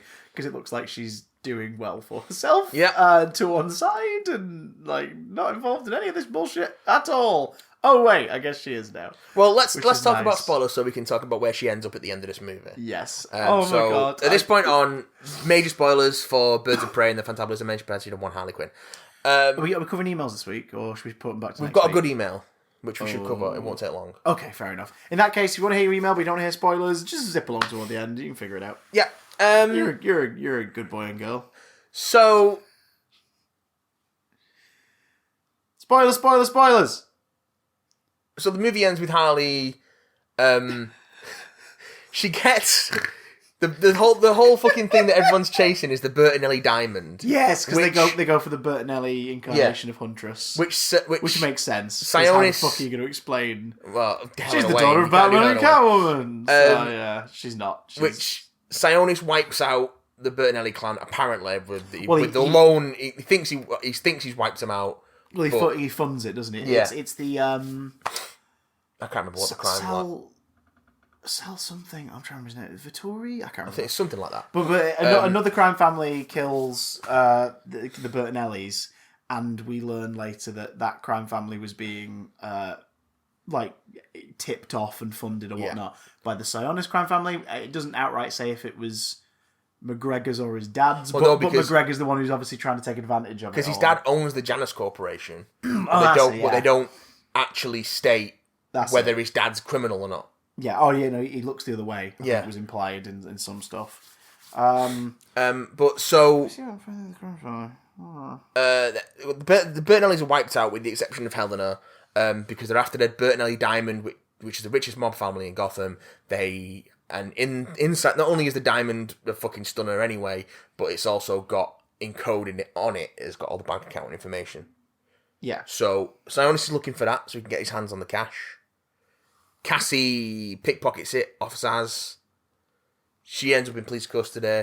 Harley finds her. That's how everyone comes together. Everyone comes together because of Cassie and this diamond. This diamond is the thing that everyone's going after. It's the Maltese Falcon. It's the Pink Panther. At the end of the movie, it ends up with Harley gets the diamond. She gives the bank account information to Helena, Huntress, so she can get all her money and fund the Birds of Prey, which is Huntress, Black Canary, Montoya. And then she fucks up. She sells the diamond. Yeah. Which makes some decent cash on the side, enough for her to be comfortable. Yeah. And then fucks off with Cassie as Harley Quinn and Co. Badass motherfuckers. Yes! Which is... Yes! Which is wonderful. So, yeah, that's where we'll be finding her at the start of the Suicide Squad, presumably, is whatever situation that is. Well, based on those leaked photos, it looks like she's definitely living well. She's wearing like a fucking red ball Yes. gown kind of thing. She's got blonde. She's still blonde, but she's got a big bunch ponytail, pigtails are now red and black like the New 52. And they've grown back.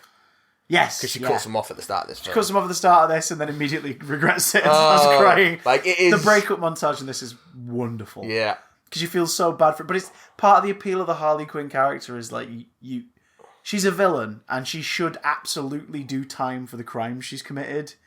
But you also are like, get out of there. Yeah. Like she and the Joker can be based on who's writing it and what the project is. You can have a lot of fun with them being like a evil clown duo. Well, like at the start of the movie that she mentions that they met in a toxic environment. Literally. And it's literally a toxic environment because it's fucking Ace Chemicals. But it's the whole thing of like, you can have fun with them as like, you can absolutely enjoy them as a supervillain and sidekick. Yeah. You can have a lot of fun with that. But when you start diving deeper into their story, it's the story of an abusive relationship. It's a heavily abusive relationship. And it's really horrible. Which this film is all about abusive relationships. Oh, yeah. Oh, God, yeah. Of both romantic, platonic, employee. Employee. The whole stuff with everything. And, nearly every relationship in this film is toxic. Yeah. Yeah, I mean... Apart from the one that are forged by the 5 titular birds of prey. I was going to say, I think Huntress is the only exception in a way, because hers is a revenge story. But even then, it's like the sad thing about her is that's all her life has ever been. That's and the then only when thing once she's again spoilers. Once she's killed Zaz, she's like, "Well, I've done it now. I've killed everyone that killed my family." Yeah, I'm sorry with you guys. I'm just gonna go. And then it's the whole thing where she doesn't know what to do. So it's like it's that realization of, oh, my whole life has been a fucking toxic situation. Yeah, and I didn't realize until now that everything's done. I'm like, what am I? Can I just point out how great her practicing her menacing patter in the mirror in her pajamas was? Yes. It's so fucking good. And no one calls her the Huntress. They call me the crossbow killer? They call me. It's like fucking great. Again, she gets very little screen time and very little dialogue, but what she does with it is incredible. It's brilliant. And that's, I mean, all of the cast really, and to see that trio return, yes, but like she in particular, Mary Elizabeth Winstead, I'd like to see a sequel to this in some way, just so we could see more of her as Huntress and get to see what she'd do with a full movie instead of like a. And also just to see where that character goes after this. Yeah. Did you notice that the ending was sort of? It almost felt like the way it ended almost felt like a nod to the terrible TV series adaptation in a way. Because it was like, here are our birds of prey and they're doing vigilante shit on the sly, and here's Harley Quinn, she's a businesswoman now. Yeah. Because in that horrible TV series, Harley Quinn is for some reason like the head of a fucking... Some weird fucking pharmaceutical company or something. It's like, what is this? Why? Yeah. Why is this her character? Fucking nonsense, mate. Nonsense! Nonsense! I've just read that Jared Leto was not omitted from the film on purpose. It is because the majority of the filming did clash with Morbius and they couldn't make it work. Oh, sure. We didn't purposefully omit... No, but that makes me fucking wonder... well-known scumbag Jared Leto. We just couldn't fit him in. That makes me wonder what his role was in what would have been at least one draft of the script. Maybe I think probably extended flashbacks. Like, I imagine the most we would have got was some new flashbacks, or... You would have seen him at the bit where she gets kicked out of the house near the start. Because there was a body double for that. We saw leaked photos about a year and a half ago. With him throwing stuff out the window. And in this, it was just a brief thingy where she's like banging on the window and you see her looking in the window from the inside. You don't see what she sees. And there's an implication as well that the Joker's laying low. Yeah, because you see that he's in like a nice fucking house out in the middle of nowhere. Yeah, which is why he's not involved in the story, I guess. Like, he's just not in Gotham. He's not here. He's out of town. But he's still that much of a threat that early on, when she's just dicking around in Silas's club and being an arsehole, and like joining a fucking hockey roller derby team. Again, New 52, great. A few of the characters were nodded out with the looks of the supporting members beating of the team. shit out of people in roller derby. Like, she's doing all this stuff and no one's going to touch her because they're like, yeah, that's the Joker's girlfriend. Like, don't you dare fucking touch her, seriously. And I think that's why she and Dinah, their first scene together in the in-film flashback about halfway through was really nice. Because Dinah's the only person who kind of has the stones to backtalk her a bit. Yeah. And you can see that Harley's refreshed by that. Because obviously no one ever dares do it. So, like, when she insults her makeup, she's like, ouch. And then she laughs and it's like, oh, okay. Like, no one really talks to her, do they? Like, even the people who are having drinks with her and stuff don't joke around with her just in case they say the wrong thing. So the fact that, like, their relationship felt very organic. It wasn't just like how she rescues her from the fucking pervs who are trying to presumably traffic her, or because she's not got a number on her head at this point, has she? She's not got a price on her head. No. I think they're just scumbags who want to rape / traffic her. Yeah. Or maybe, like, they're basically taking advantage of a drunken state because they mentioned, like, it's the Joker's girlfriend. It's like, the fuck? Anymore. So you can tell that they're like, right, they're either going to perform some horrible, depraved sexual act on her, or they're like, right, we're going to keep we're going to hold a hostage. More because they know that she's not, because they heard her talking to the guy. Because the guy heard her talking to Dina, and then slipped a drug to drink. Yeah, fucking gross. Gross. But at the same time, what a fucking validating moment, because, like, all the scumbags around the world who try that, like, all the time. Imagine if Black Canary could just rock up and kick the fuck out of their faces repeatedly into the back of a van. That was incredibly Hell of a fight satisfying. scene. Love it. I really like the inventiveness of the various fight scenes. Oh, like, the fight scene in the evidence lockup. The evidence lockup was great. I'm sad about Chekhov's bear. They didn't use the bear. There's a big stuffed bear. If a bear is seen in the first act, it must be fired by the... No, that's not right. It just seemed like the right kind of prop to utilise in a Harley Quinn fight in some way, but it's not used at any point. She did set fire to someone's beard. That was pretty funny. That was great. That was fucking great. And the way they choreographed all the stuff with the bat... Oh, it was great. Was really, really clever. Part of me was surprised that they didn't, because it's an evidence lockup. Part of me was surprised that it wasn't her bat from Suicide Squad. But then that bat makes an appearance later in the film, so it's like, fair enough, whatever. But I like the fact that at the moment she's looking at like a chainsaw and a sword, and she just goes, oh, baseball bat, and grabs a baseball bat, and then lays waste to a bunch of heavily armed thugs. It's great that the fact that she uses cocaine. Yeah. At one point, like, she hides behind fucking cocaine packets that get shot up in the fight. She just inhales a little bit and goes, all right! And just goes to town on these three guys armed with, like, really heavy artillery. Because she obviously... It's just that extra little kick of, fuck it! Let's see what happens. I love the thing I love about... So, the thing I love about this is how all of the Birds of Prey have different fighting styles that we've kind of touched on. Yeah. And Harley is very acrobatic. Yeah. But she's also... uses almost exclusively bludgeon weapons. Yeah, I mean, they're a raid on the police station. She doesn't fire a single lethal shot. No, it's all... She doesn't kill anyone. It's a grenade launcher, if she doesn't have to kill someone, she won't. It's all like beanbag rounds or paint rounds or glitter rounds. And you've just got this, this assault on the police station, which is just dudes getting shot and clouds of glitter and big plumes of paint exploding everywhere. And it's colourful and ridiculous. That final shot before the flashback then kicks in is fucking gorgeous. The one where it's the guy left on his own. He's like, what the fuck? She's just like, run, little piggy. And she just shoots him in the lower back with a glitter bomb. And it just, that slow motion cascade. It uses slow motion really. What was that shot of the two gases, the two paint clouds of the red, the pink and the blue, and she just walks through it, and it's like, really, this is great. Yeah, and they're matching the opposite sides of her pigtails. Yeah, it's just the colour of it all. It's like, really smart use of slow mo in the frame. Like that sequence just has some really, really beautiful shots. Yeah, and sort of tableaus that a lot of sweeping. Yeah, like sweeping shots and sweeping of legs and guns, like knocking people over with the fucking confetti cannon. Oh, the costume she's in, like, which is obviously there's a lot of in Harley's style. There's a lot of looks that are suggesting sort of the golden age of Hollywood. Yes, but that costume specifically, the whole like, I'm here to report a terrible crime, and she's just hammering it to fuck, and the guy's just not interested. You can tell that she's just like, Oh, whatever.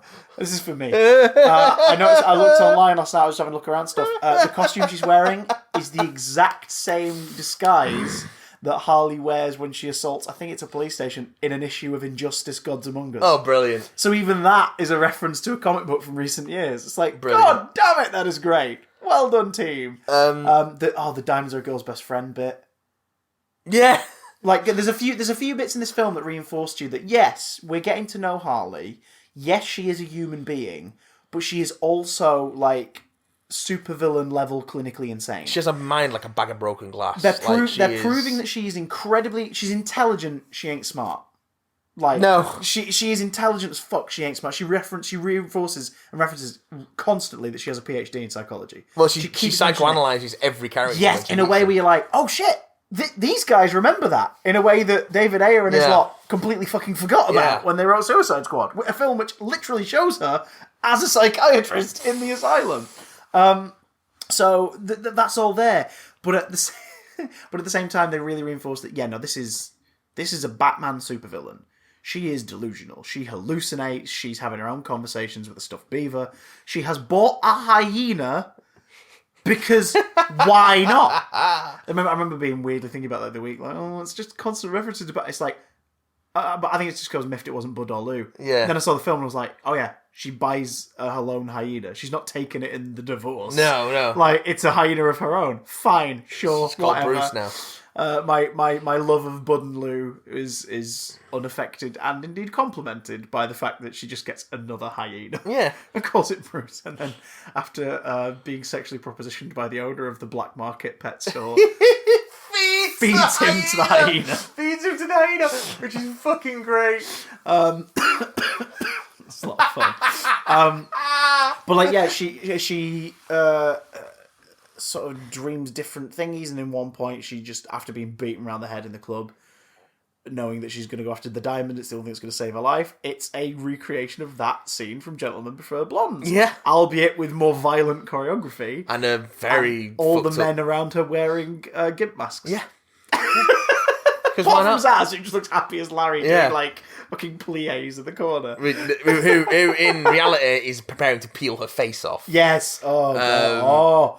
Again, like, Black Mask has had a fascination with masks. In different writers, different eras.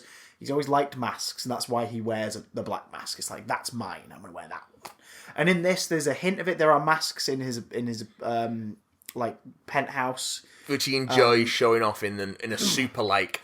white boy went to Africa way and brought back some souvenirs.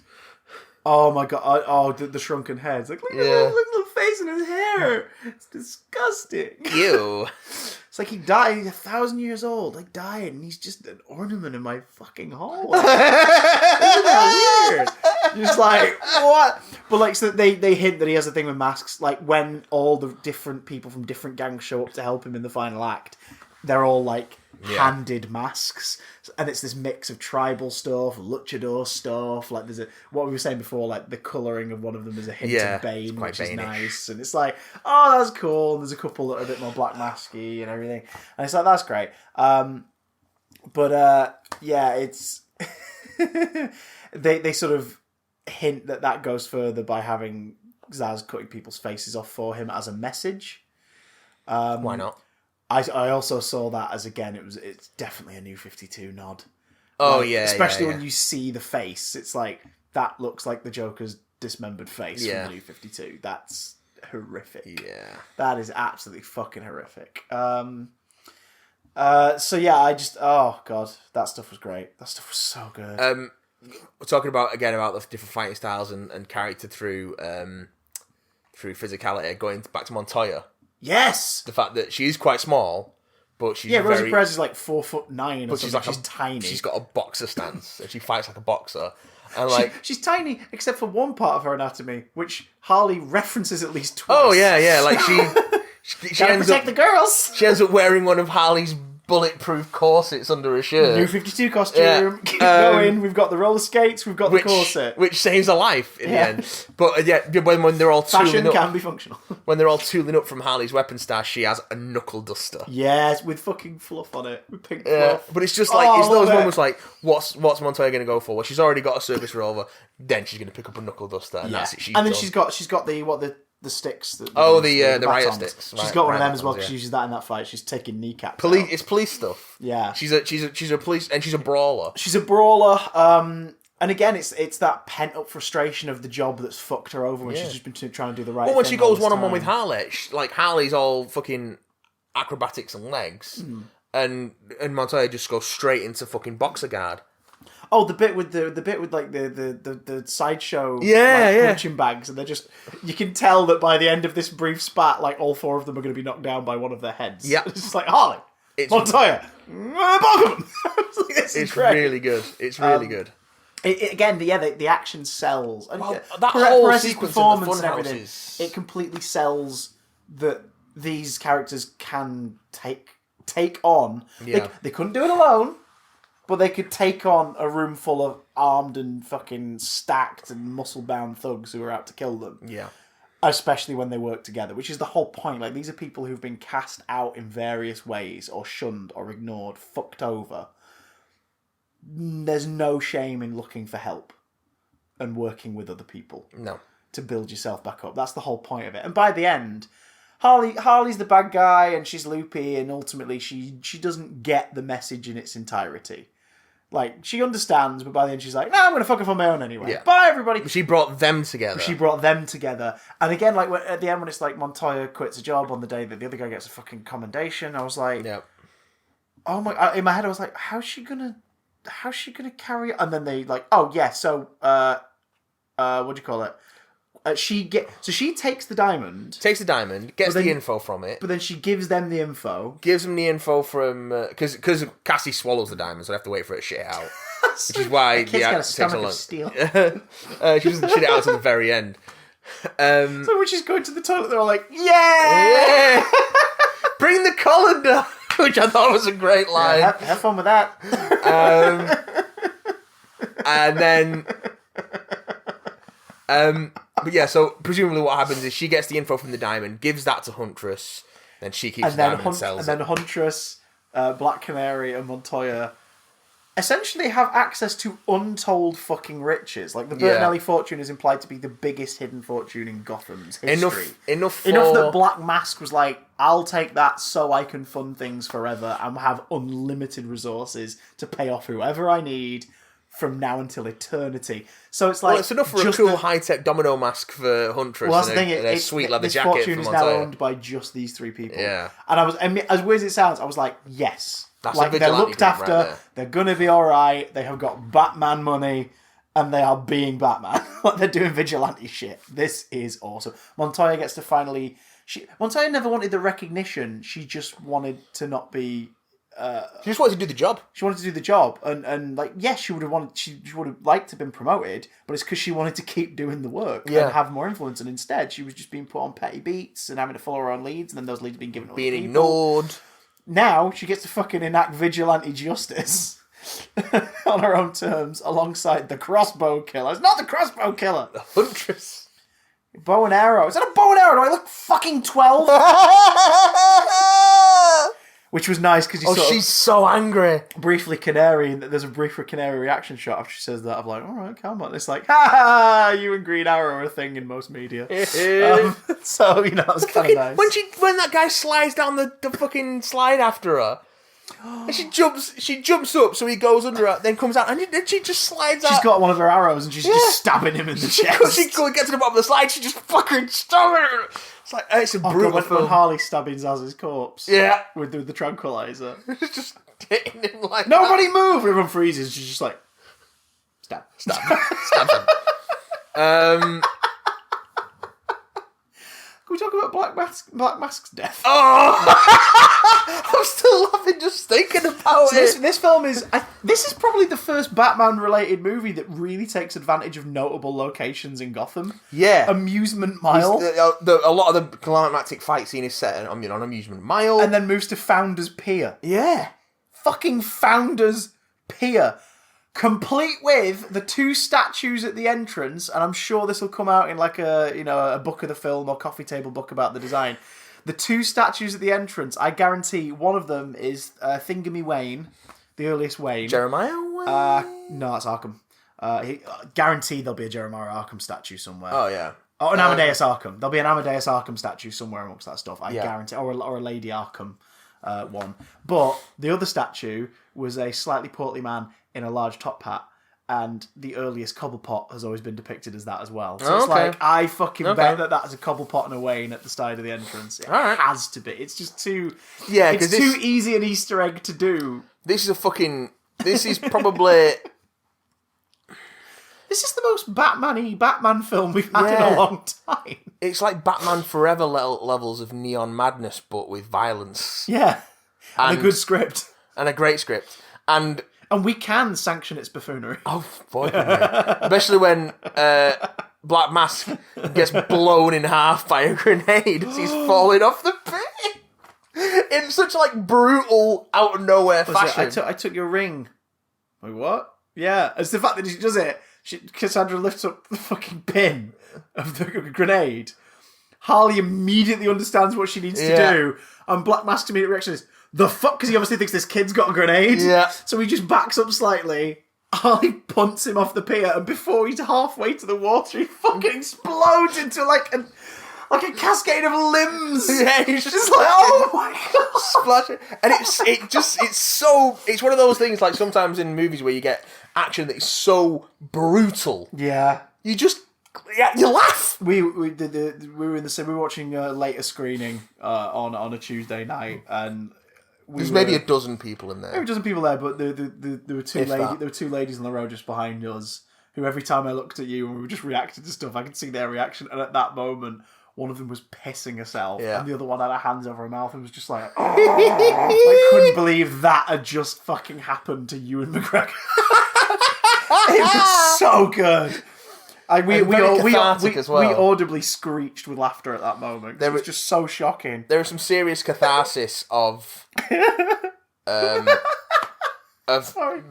very misogynistic people getting fucking murdered to shit. Yeah. In this film. Yes. Yes, because that's the thing, they really do set up how much of a fucking scumbag. Like Zaz and Roman, regardless of the nature of whatever sexual or not sexual relationship that they have, they very clearly both hate women. Yeah. Like hate that. Like there's that thing of when Canary becomes Black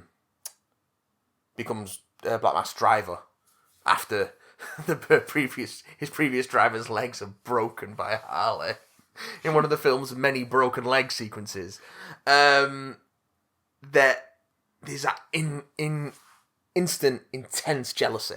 Yeah, and that distrust and everything that comes with it. The nasty fuckers who, and again, it's that catharsis. It's that thing of they don't make a point of saying like his one big bugbear is women. No, he loves women. He clearly does. But he loves women the way he loves everything else, without any regard for the individual or the fucking... As objects. Yeah, he loves them. He loves them as objects. As this is my club. Are you laughing at me? Right, if you're gonna laugh at me, fucking get on the table and strip. You strip her out of this outfit. This is my club. It's like, what the fuck is happening? But again, he's so untouchable and everyone's so afraid of him. Everyone's just... No one does a thing. Because they can't. Because this is the biggest fucking kingpin in all of Gotham right now. He's about to become bigger. So they do play that. I mean, come on. When he... Oh, God, the guy who's like part of the... was it what they call the Golden Lions? Yeah. So they're like a small criminal operation, but they've been around for decades. They've been around for 100 years. And they're respectable, like, within the thing. You're like, the crime families don't mess with them. They do their thing. They don't intrude on anyone else. It's some kind of East Asian crime. It doesn't say exactly where they're from, I think, but it's like an East Asian crime family that have, and it's their. And we see their meetings out of order. We see the conclusion, and then we see like the meeting the night before, where essentially a couple of days before, where Sionis is like, right, I'm building a big thing. You guys have a lot of pull. We want you to be a part of this. Come in like, on this. You guys are legendary. We want you to be a part of this. And the guy's like, we're a family business. He's like, right, be part of our family. After he's like, it's like, with all due respect, fuck family. The Golden Lions are a family business. Fuck family. Fucking family. It's a fucking illusion. With all due respect. It's just like, oh my god. But you can tell that he's, by the end of that meeting, this is how volatile he is. He tells him to sleep on it, talk to that beautiful wife of yours, see what she says. But you can tell he's already made his mind up. Oh, yeah. Like, he's not giving him a night to think about it. Unless the guy at the docks, when they are fucking tied upside down, him, his wife, and his daughter, unless right there and then he's like, right, we'll join you, Sionis isn't changing his mind about killing them. Yeah. To send a message to the gangs that, look, if I propose you join now. Face cut off, wife's throat slit, and then they're going to let the kid live, and while she's crying, a snot bubble comes out of her nose. Like, Roman is grossed out by that, and so casually he's like, no, I've changed my mind, kill her. Peel it off. Peel it off, and then Zaz kills the daughter. And you're like, this is horrific. Yeah. So it is so cathartic in so many ways. And I imagine even more so, because there's a perspective on this film, as much as we loved it, and as much as we got the themes and the things it was toying with and playing with and things it was highlighting, there's one perspective we are never going to have, and that's the female perspective on this film. Yeah. We can empathise and understand it, but we'll never really get it. I can imagine that there is a lot of catharsis in seeing absolute fucking pigs like these two taken out. Like, there must be. Because obviously there are experiences we will not have because we're not women that female viewers of this film will have lived through and can see depicted in these absolute scumbags. And it's just, it must be so, like affirming. Do you know what I mean? It's just... You'd think, wouldn't you? And I hope so. I hope it's doing that. I hope it's doing that for people. I hope people are having fun with it. And I want people who've not seen it to have fun with it. If you listen to this spoiler section, having not seen it, but just not really caring about it because you're maybe not going to go see it, please do. Yeah, Please it's really go and good. see it. You will have so... Like, what we have talked about cannot take away from how solid the action is, choreography, the use of music. There's a lot of late 80s. There's a lot of late 80s and Guitar Hero 3 songs in this film. Yeah. The use of Barracuda in particular. Easter eggs. Obviously, there's a lot of New 52 nods with costume stuff, the stuff Beaver, things like that. There's a TV playing in Montoya's apartment just before the third act fully kicks in. It's a little, and again, like they're sort of going on that thing of there's modern day technology, but they're going for that tried and tested Batman trope of non-specific time period for this film. Like, the East End of Gotham is very much just like a very multicultural East End of any inner city area. There's no, like, big neon TV screens, like, and plasmas or anything with the news on. There's no stuff like that. Roman's Club is very traditional gangster club. Like, they're not going for the 30s aesthetic of the animated series or the Burton films. Yeah. But they are going for that non-specific, timeless kind of vibe. It's an 80s cop movie, but it's also kind of a weird fever dream film, but it's also kind of this. The only thing that sort of consistently reminds you it's present day is the use of smartphones. Like, people have smartphones in the movie. But Renee's TV is this tiny, piddling little fucking thing in black and white, which, again, just added to that non-specific thing. Like, her whole apartment looked like it had been... Yeah. It had been decorated in the 40s, and then someone had taken it and put it now. Yeah. And that's just what it looks like. I mean, the bourbon bottles and everything near a makeup mirror. And it's just like, oh my god. On the black and white TV is a Pierrot performing. And on first glance, I thought it was the Pierrot from like, the clowns in the white outfits. I thought it was the one who's from the Batman 66 episode that the Joker then hijacks the TV broadcast of and he dresses as him. And if you've ever seen that really famous gif of Cesar Romero's Joker dressed as a clown, it's from this episode. And I thought that's what it was. After I got home, I was like, I just want to confirm that's the case. Turns out, no. The black and white and the tiny image kind of threw me, and the fact that's the mental image that comes to my mind when I think of Batman Easter eggs. And if you show me a Pierrot, I'm like, oh, it's Thingy dressed as the Pierrot. Nope, it's a clip from the soap opera Days of Our Lives from the late 80s. Specifically, a clip from a dream sequence, where a character, played by character actress Arlene Sorkin, is dressed as a Pierrot, as a clown. The very same clip that she shared with her friend Paul Dini, that made him go, right, Arlene, I've wanted to do a clown sidekick for the Joker for a while. Do you want to voice her? It's very good. The origin of Harley Quinn is an Easter egg in this movie. That's fucking brilliant. Yep. That is absolutely brilliant. Because again, for those who don't know, Arlene Sorkin was the voice of Harley Quinn for about just under 20 years. She voiced her. She voiced her up until 2011. Other people dipped in and out, but she was like the prominent voice of Harley Quinn. Her last gig as Harley Quinn was 2009's Arkham Asylum. Yeah. And then she officially, it was announced that she wasn't returning to Arkham City in 2011, just before Arkham City came out, and that Tara Strong had taken over the role of Harley. She's done a great job with it, and other actors have done good jobs with it since, and other actors have done really shit jobs with it since. I'm looking at you, what's her name from Big Bang Theory, who voices her in the terrible... Oh, God, have you watched it? I've seen the first half hour and I had to stop watching. Batman Harley Quinn. No, I've not seen it. Because it's canonical, unquote, to the animated series.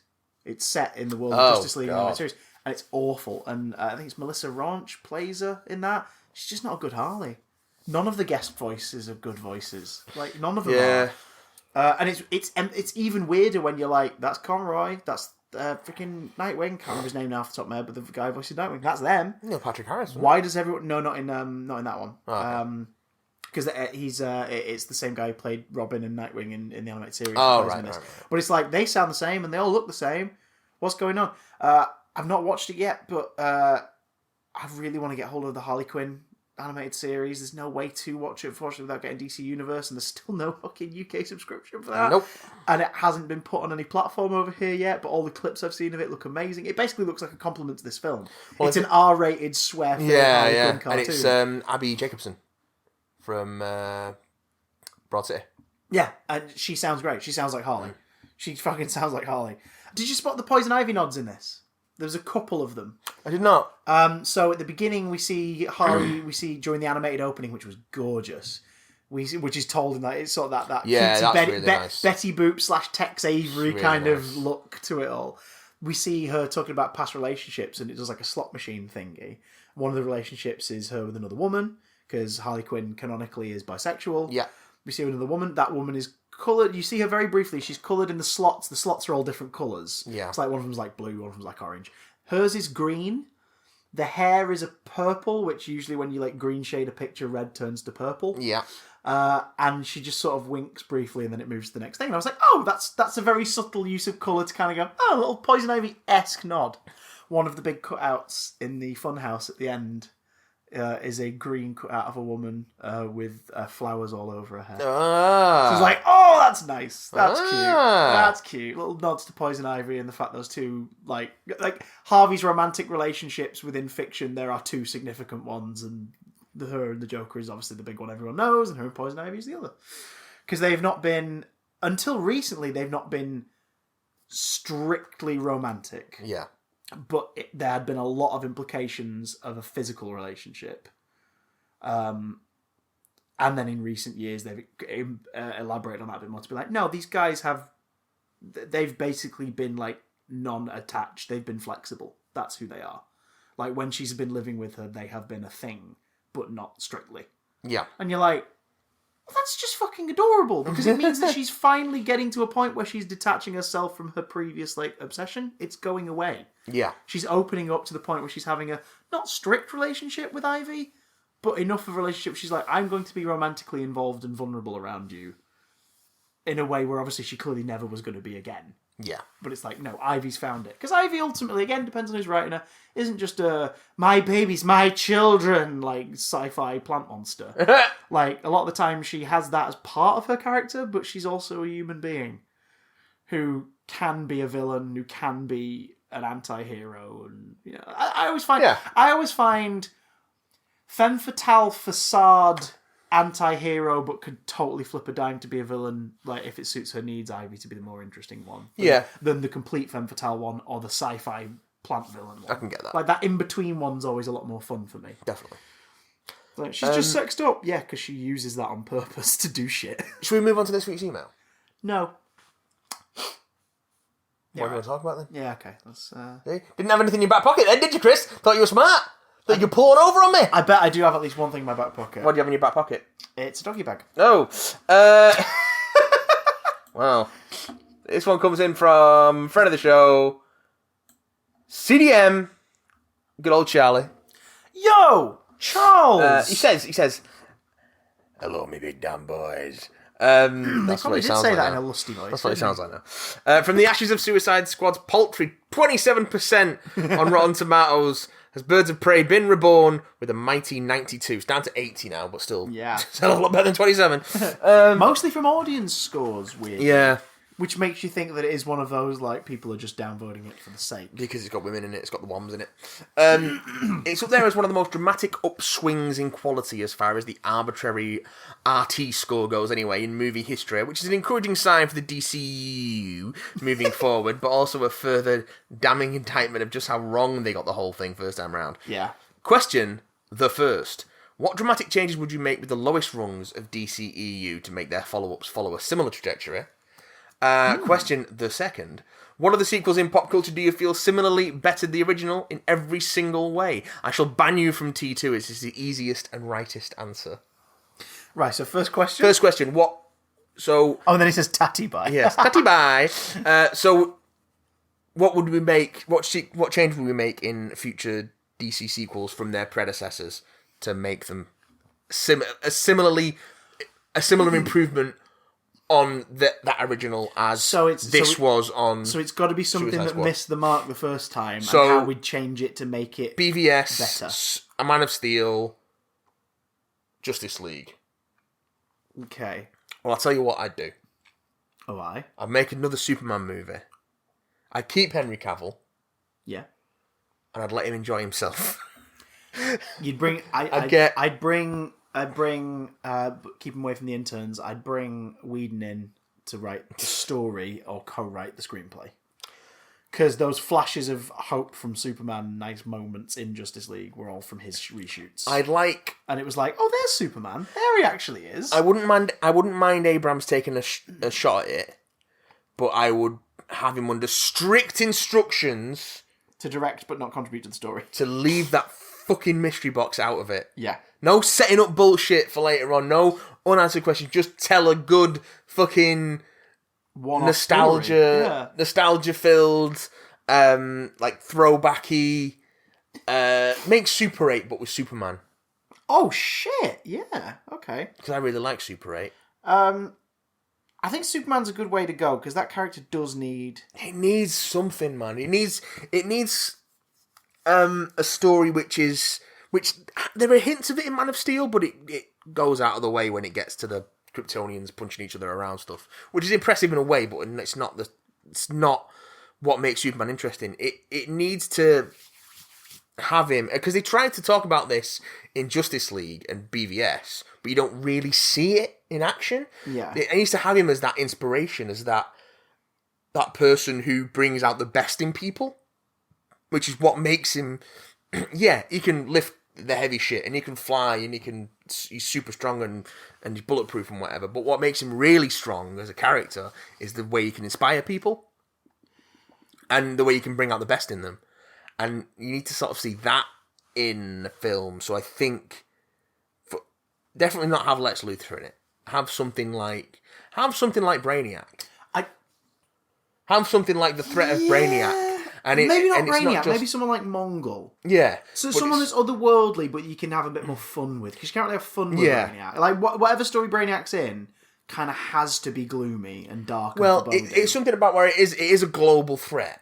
And it is, there is a figurehead to it that Superman can punch in the face. Yeah. And make go away. But there is also an element of Superman has to rally other people. Yeah. To sort of combat this thing. And he has to kind of be everywhere at once to keep people safe and keep them inspired. Give us a story that showcases the man. Yeah. What you need to do then is you need to not get rid of his powers per se, because that's a bit of a trope. We need to put him in a situation that his powers can't solve. Yeah, so my proposal is you either tell a story... It's shortcut. You either tell a story involving Parasite. Okay. Because you could do some fun, scary visuals with that. Yeah. And you go animated series style Parasite, so he's that kind of like snarky criminal thing of like, oh, for God's sake, it's you again, and all that sort of stuff and all that. Or you do a story with like a Brainiac level of interference of some kind. Yeah. Something that can absolutely put Metropolis, at least, in danger. But you have it introduced as something that is a hopeful thing. Brainiac seems like the obvious for this thing I'm about to propose, but maybe someone else. Because I think you should say Brainiac for like a more... I have come to your world to eliminate poverty and hunger and pollution. Nice, but whatever it is has to have on them the bottled city of Kandor. Yeah, yeah. And you have to be like, oh my god, I've travelled across the stars to try and find you because I'd heard that there was a Kryptonian here on Earth. I don't know what to do with this. Like, I find curiosities. That's why you should have a villain who's more eccentric and oddball. Like, I find curiosities. I find weird things around the universe, like things with stories and this and the other. I have hold of this thing that is believed to be the city of Kandor from Krypton. Like, it was once said that and there's how you can subtly seed something for later. Yeah. That a great darkness fell upon, like, Kandor, this thing from out of the stars that was collecting, like, sort of cities. Yeah, it was Seed Brainiac. Seed Brainiac. And you're like, I don't know if it's real, but, like, when I heard you were here, you're the only person who can find out. Like, I've got this whole thing, I've got, like, this shrink thing, or like shrink ray, or whatever, this, that, and the other, la, la, la. But if it is Kryptonian, it'll work, and the only way it'll work is if a Kryptonian uses it, and then if it is real, you can go in, and you can talk to them, and maybe try to find a way to, you know, keep them safe. Maybe we could find a new home for it. So you have a story where you take Superman into an environment where he gets to learn about his people, the nice side of it. Because all we've seen in these movies is them being fucking covered in armor. I will find him! Yeah, weird imperialist dickheads. Show us the nice Metropolis. Shows the nice cities of Krypton. Also shows the nice Metropolis. Oh, that too, absolutely. Because there's the thing, you can have that thing where he learns about his people, and it's about he's happy as Clark, but what happens where he learns about he's Superman? You have a bit of an identity battle there. But this is where you get it. This person or this entity, whoever the villain is, has set it up so that eventually this bottled thing is just going to be fucking destroyed. Like, it's going to die off. And Superman doesn't know that ticking clock element till he's in there, because he's going in there to be like, oh my god, they're real, and I learned about my people, and we're going to find a way to, like, get you out of here, and or whatever it is, this, that, and the other, and then he learns that it's all going to end. But of course, the longer he's inside this, the further away from Earth's yellow sun he is. And he goes back to his natural Kryptonian state of just being a citizen. Like, he's not superpowered, he's not unique. Meanwhile, whatever the thing is that's all lovely and nice that brought it here in the first place is now like, is he gone? Fucking great! Okay! Metropolis, hi! You're mine now. Do you know what I mean? You just kind of, you do something like that, like, you know, I don't know, just... That's not a bad idea. Yeah, or you have someone trap him in Kandor purposely to then take it back to sort of Paymaster. Yeah. So have, like... You can't get away with Lobo, but you have a Lobo-like figure who's the one who arrives in the first place. Yeah. He's like, oh my god, you can help me with this. You know what I mean? Fuck it, tie Shazam in. Like, have it be Mr. Mind and do something with that. Like, you've already set up that he's out there and he's plotting. Or do something magical because Superman's vulnerable to magic. Yeah. Yeah.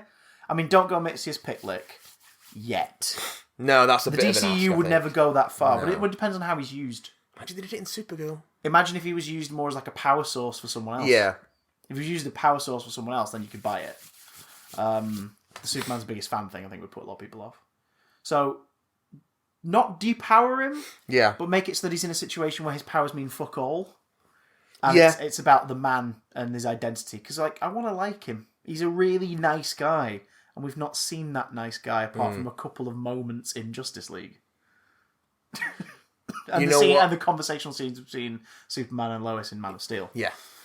So I want to see more of that. And also, that means that Amy Adams is leading the charge in the Metropolis storyline. Yeah. Like, Lois can actually be an active participant in this thing. She immediately knows that there's something squiffy with this dude or dudette who's come with Kandor, and but Soup's being Soup sees the best in everyone.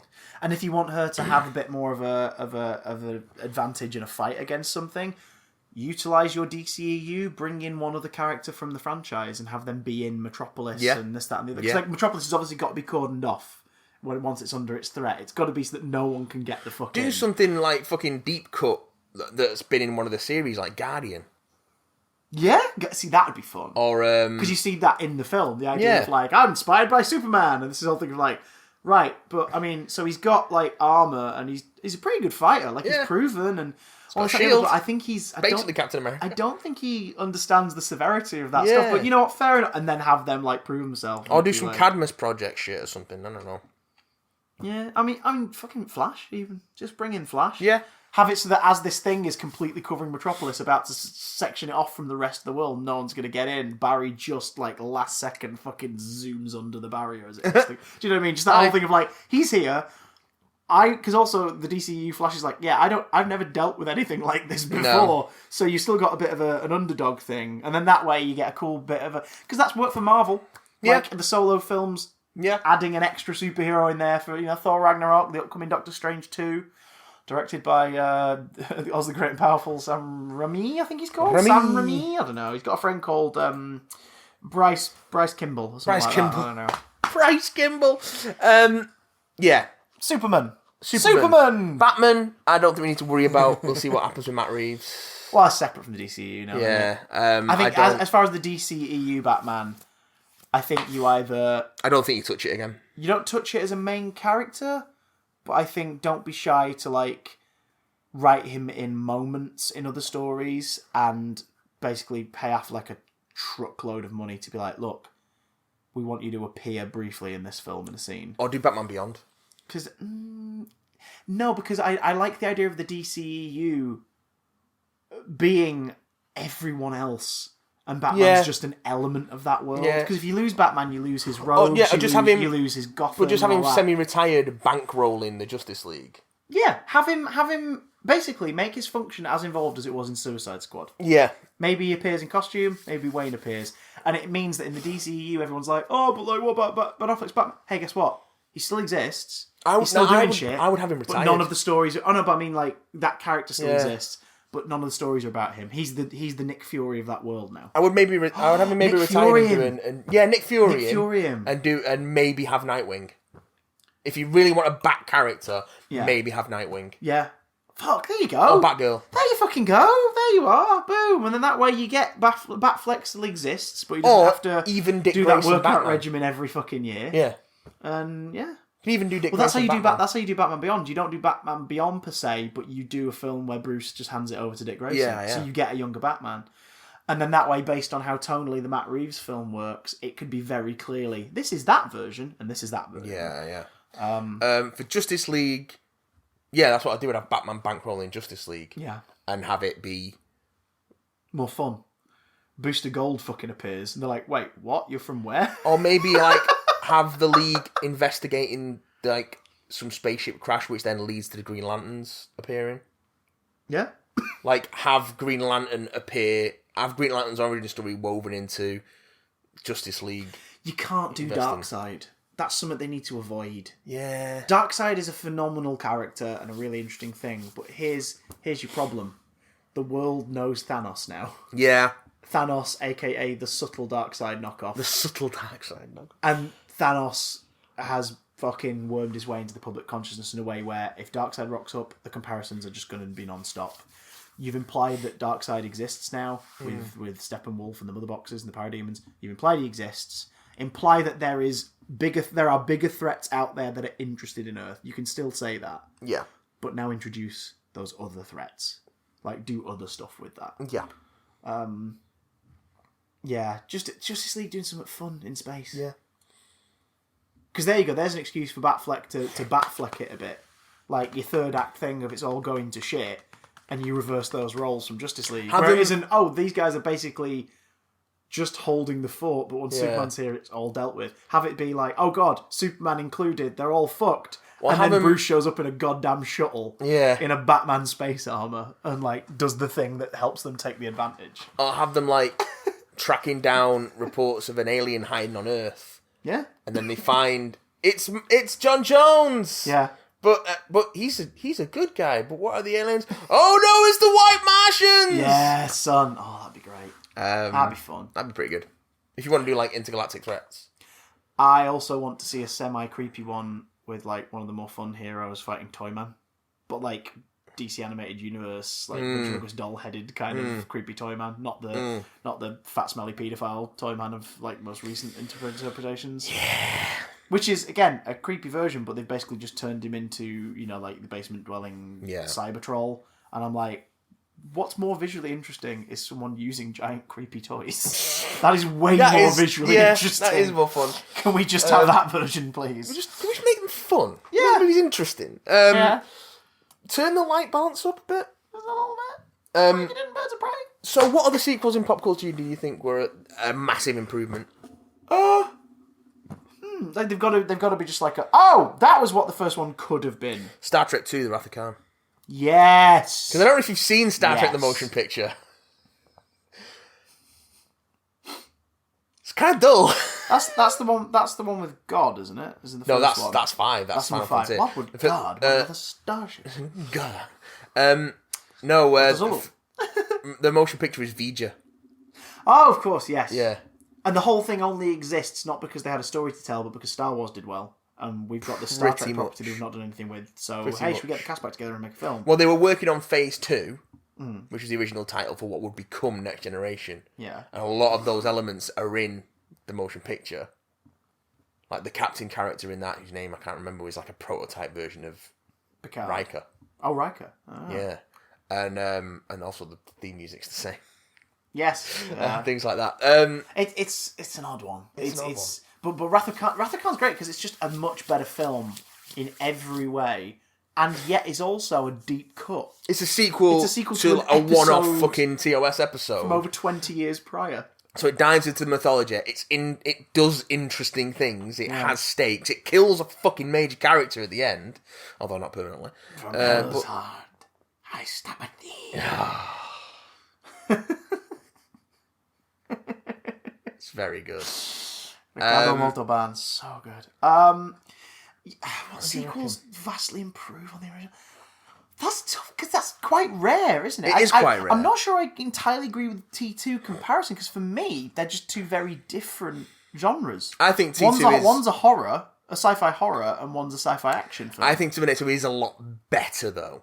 Oh, it's definitely a better film. But when a film is as good as The Terminator, it takes a film like Terminator 2 to best it because it's so... Yeah. I think that was more, for me, that was more a case of, this is great. How are we going to top it? Oh, we topped it. Terminator 2 is nearly perfect. But, like, are we talking exclusively films things that didn't work and then was improved? No, just... Well, I guess not. Because I don't think there are anything that comes to mind where it was awful and then the sequel was really good. I'm trying to think if there was. There are things that are better. It's unique, isn't it? Like, Empire Strikes Back is better than A New Hope any day of the week. Yeah. Oh, yeah. Like, all day long. But, like, again, but it's not like A New Hope isn't bad. Yeah. Is your family-friendly fairy tale. Oh, Logan! Yes! Yes, 1,000 times. Logan is way better. Yes, than any X-Men movie. Than any X-Men movie, and particularly Origins Wolverine and The Wolverine.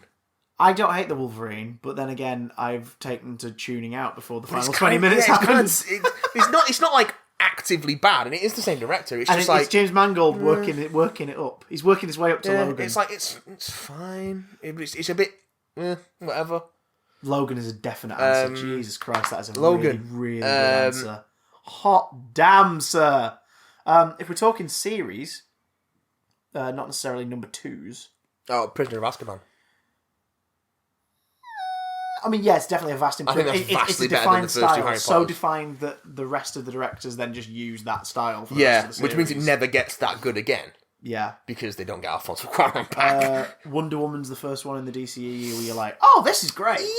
Yeah, but I think though I think we're speaking about direct follow-ups. Yeah. I mean, Thor Ragnarok. Yeah, if you're looking it's a lot better than the Dark World. Series, and I think it's better than Thor as well. I think Thor's still quite good. Thor's one of those trilogies where the rare thing happens where the third act is the best one. The third act is the best one. And it looks like the fourth one could absolutely be on the same level. Yeah. Complete with Christian Bale. The fuck? As opposed to something like The Hobbit where they get worse as they go. The Dark Knight. Batman Begins is a really solid movie, but The Dark Knight is a next level piece of fucking media. And then The Dark Knight Rises happens. Yeah. And it's just a bit of a mess. Are there any outside of like genre stuff where it's? I like, don't know. Godfather Part 2. An argument could be made for that. Yeah, I think. I mean Godfather again, Stone Cold classic. Yeah. But there's something about Part 2 that does take it up a notch. Cheeky little notch. Notch. Good I'm trying to think of if any horror franchises do that, but I think they're notorious for diminishing returns, if anything else. True. What are you talking about? Spiral's going to be amazing.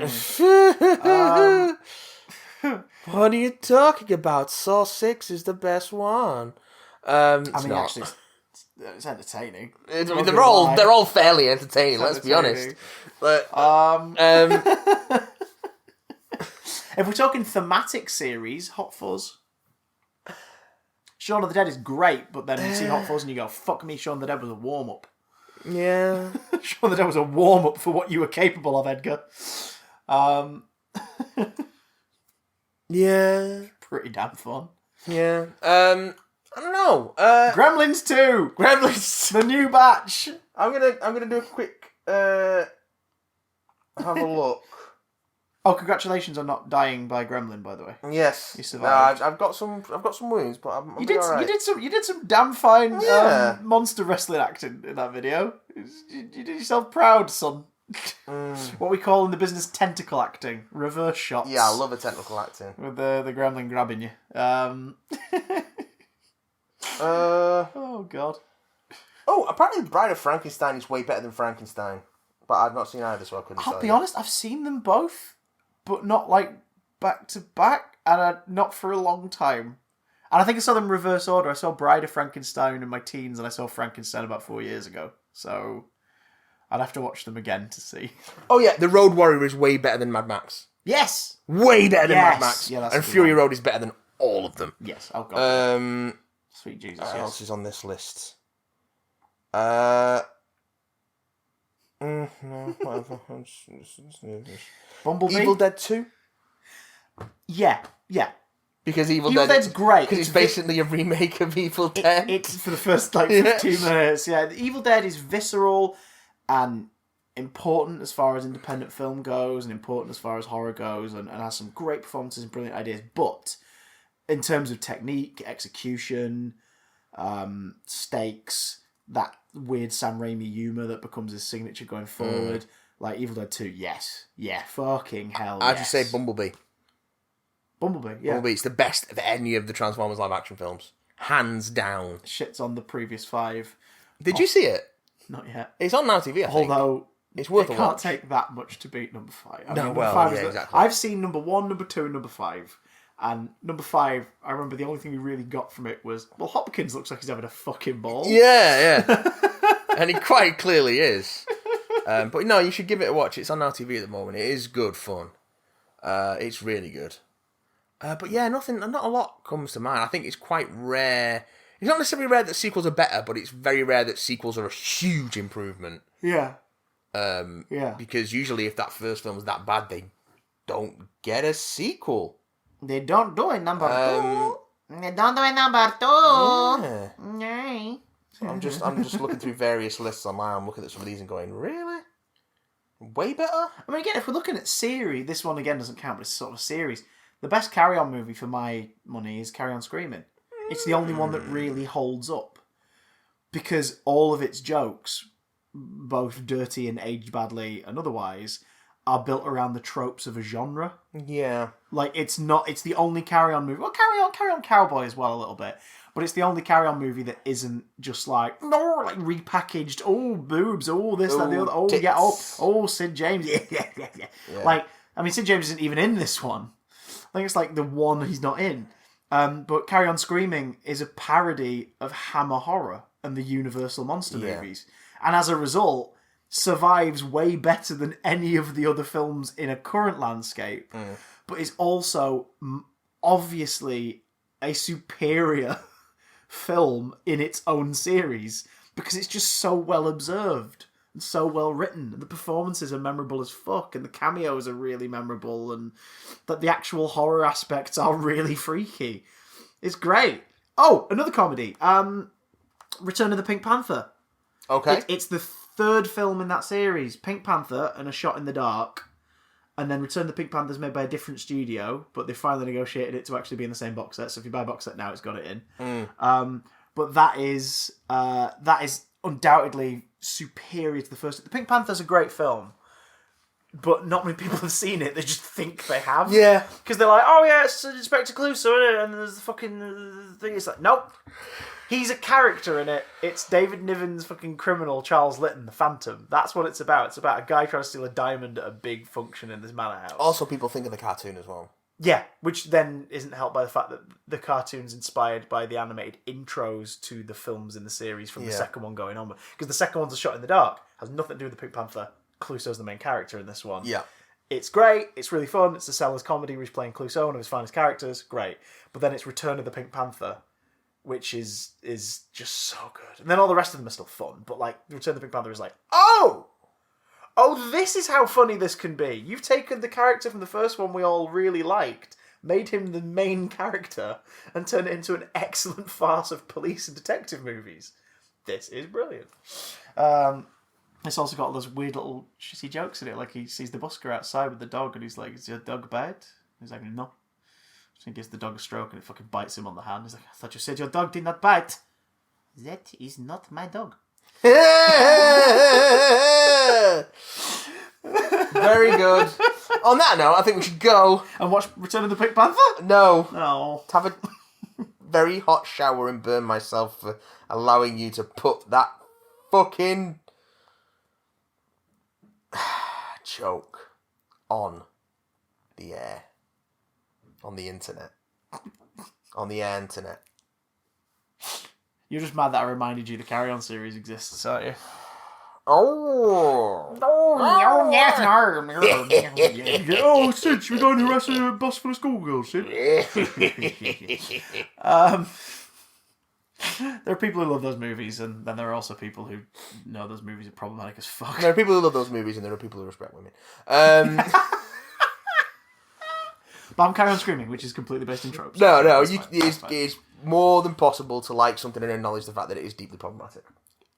But Carry On Screaming is still the best one. Yeah. Anyway, if you think Carry On Screaming is the best Carry On movie, or other thoughts, let us know. BigDamnContact@gmail.com for a long form email. It's like a letter, but you type it. Yeah. You can also support the show on patreon.com/BigDamnCast, which gets you early access to videos, live stream notifications aplenty, commentaries months in advance, and many, many more. You can also follow us on Twitter @BigDamnCast.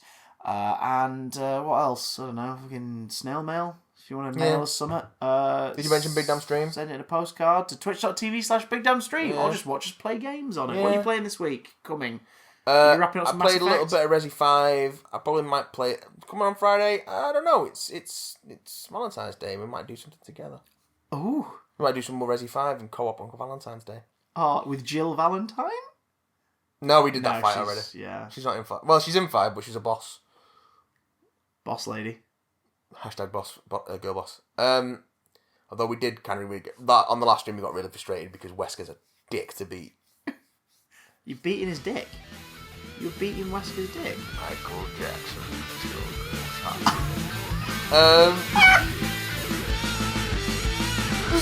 Fucking ball reference there. See you next time, guys. Bye, everybody. Oh, God.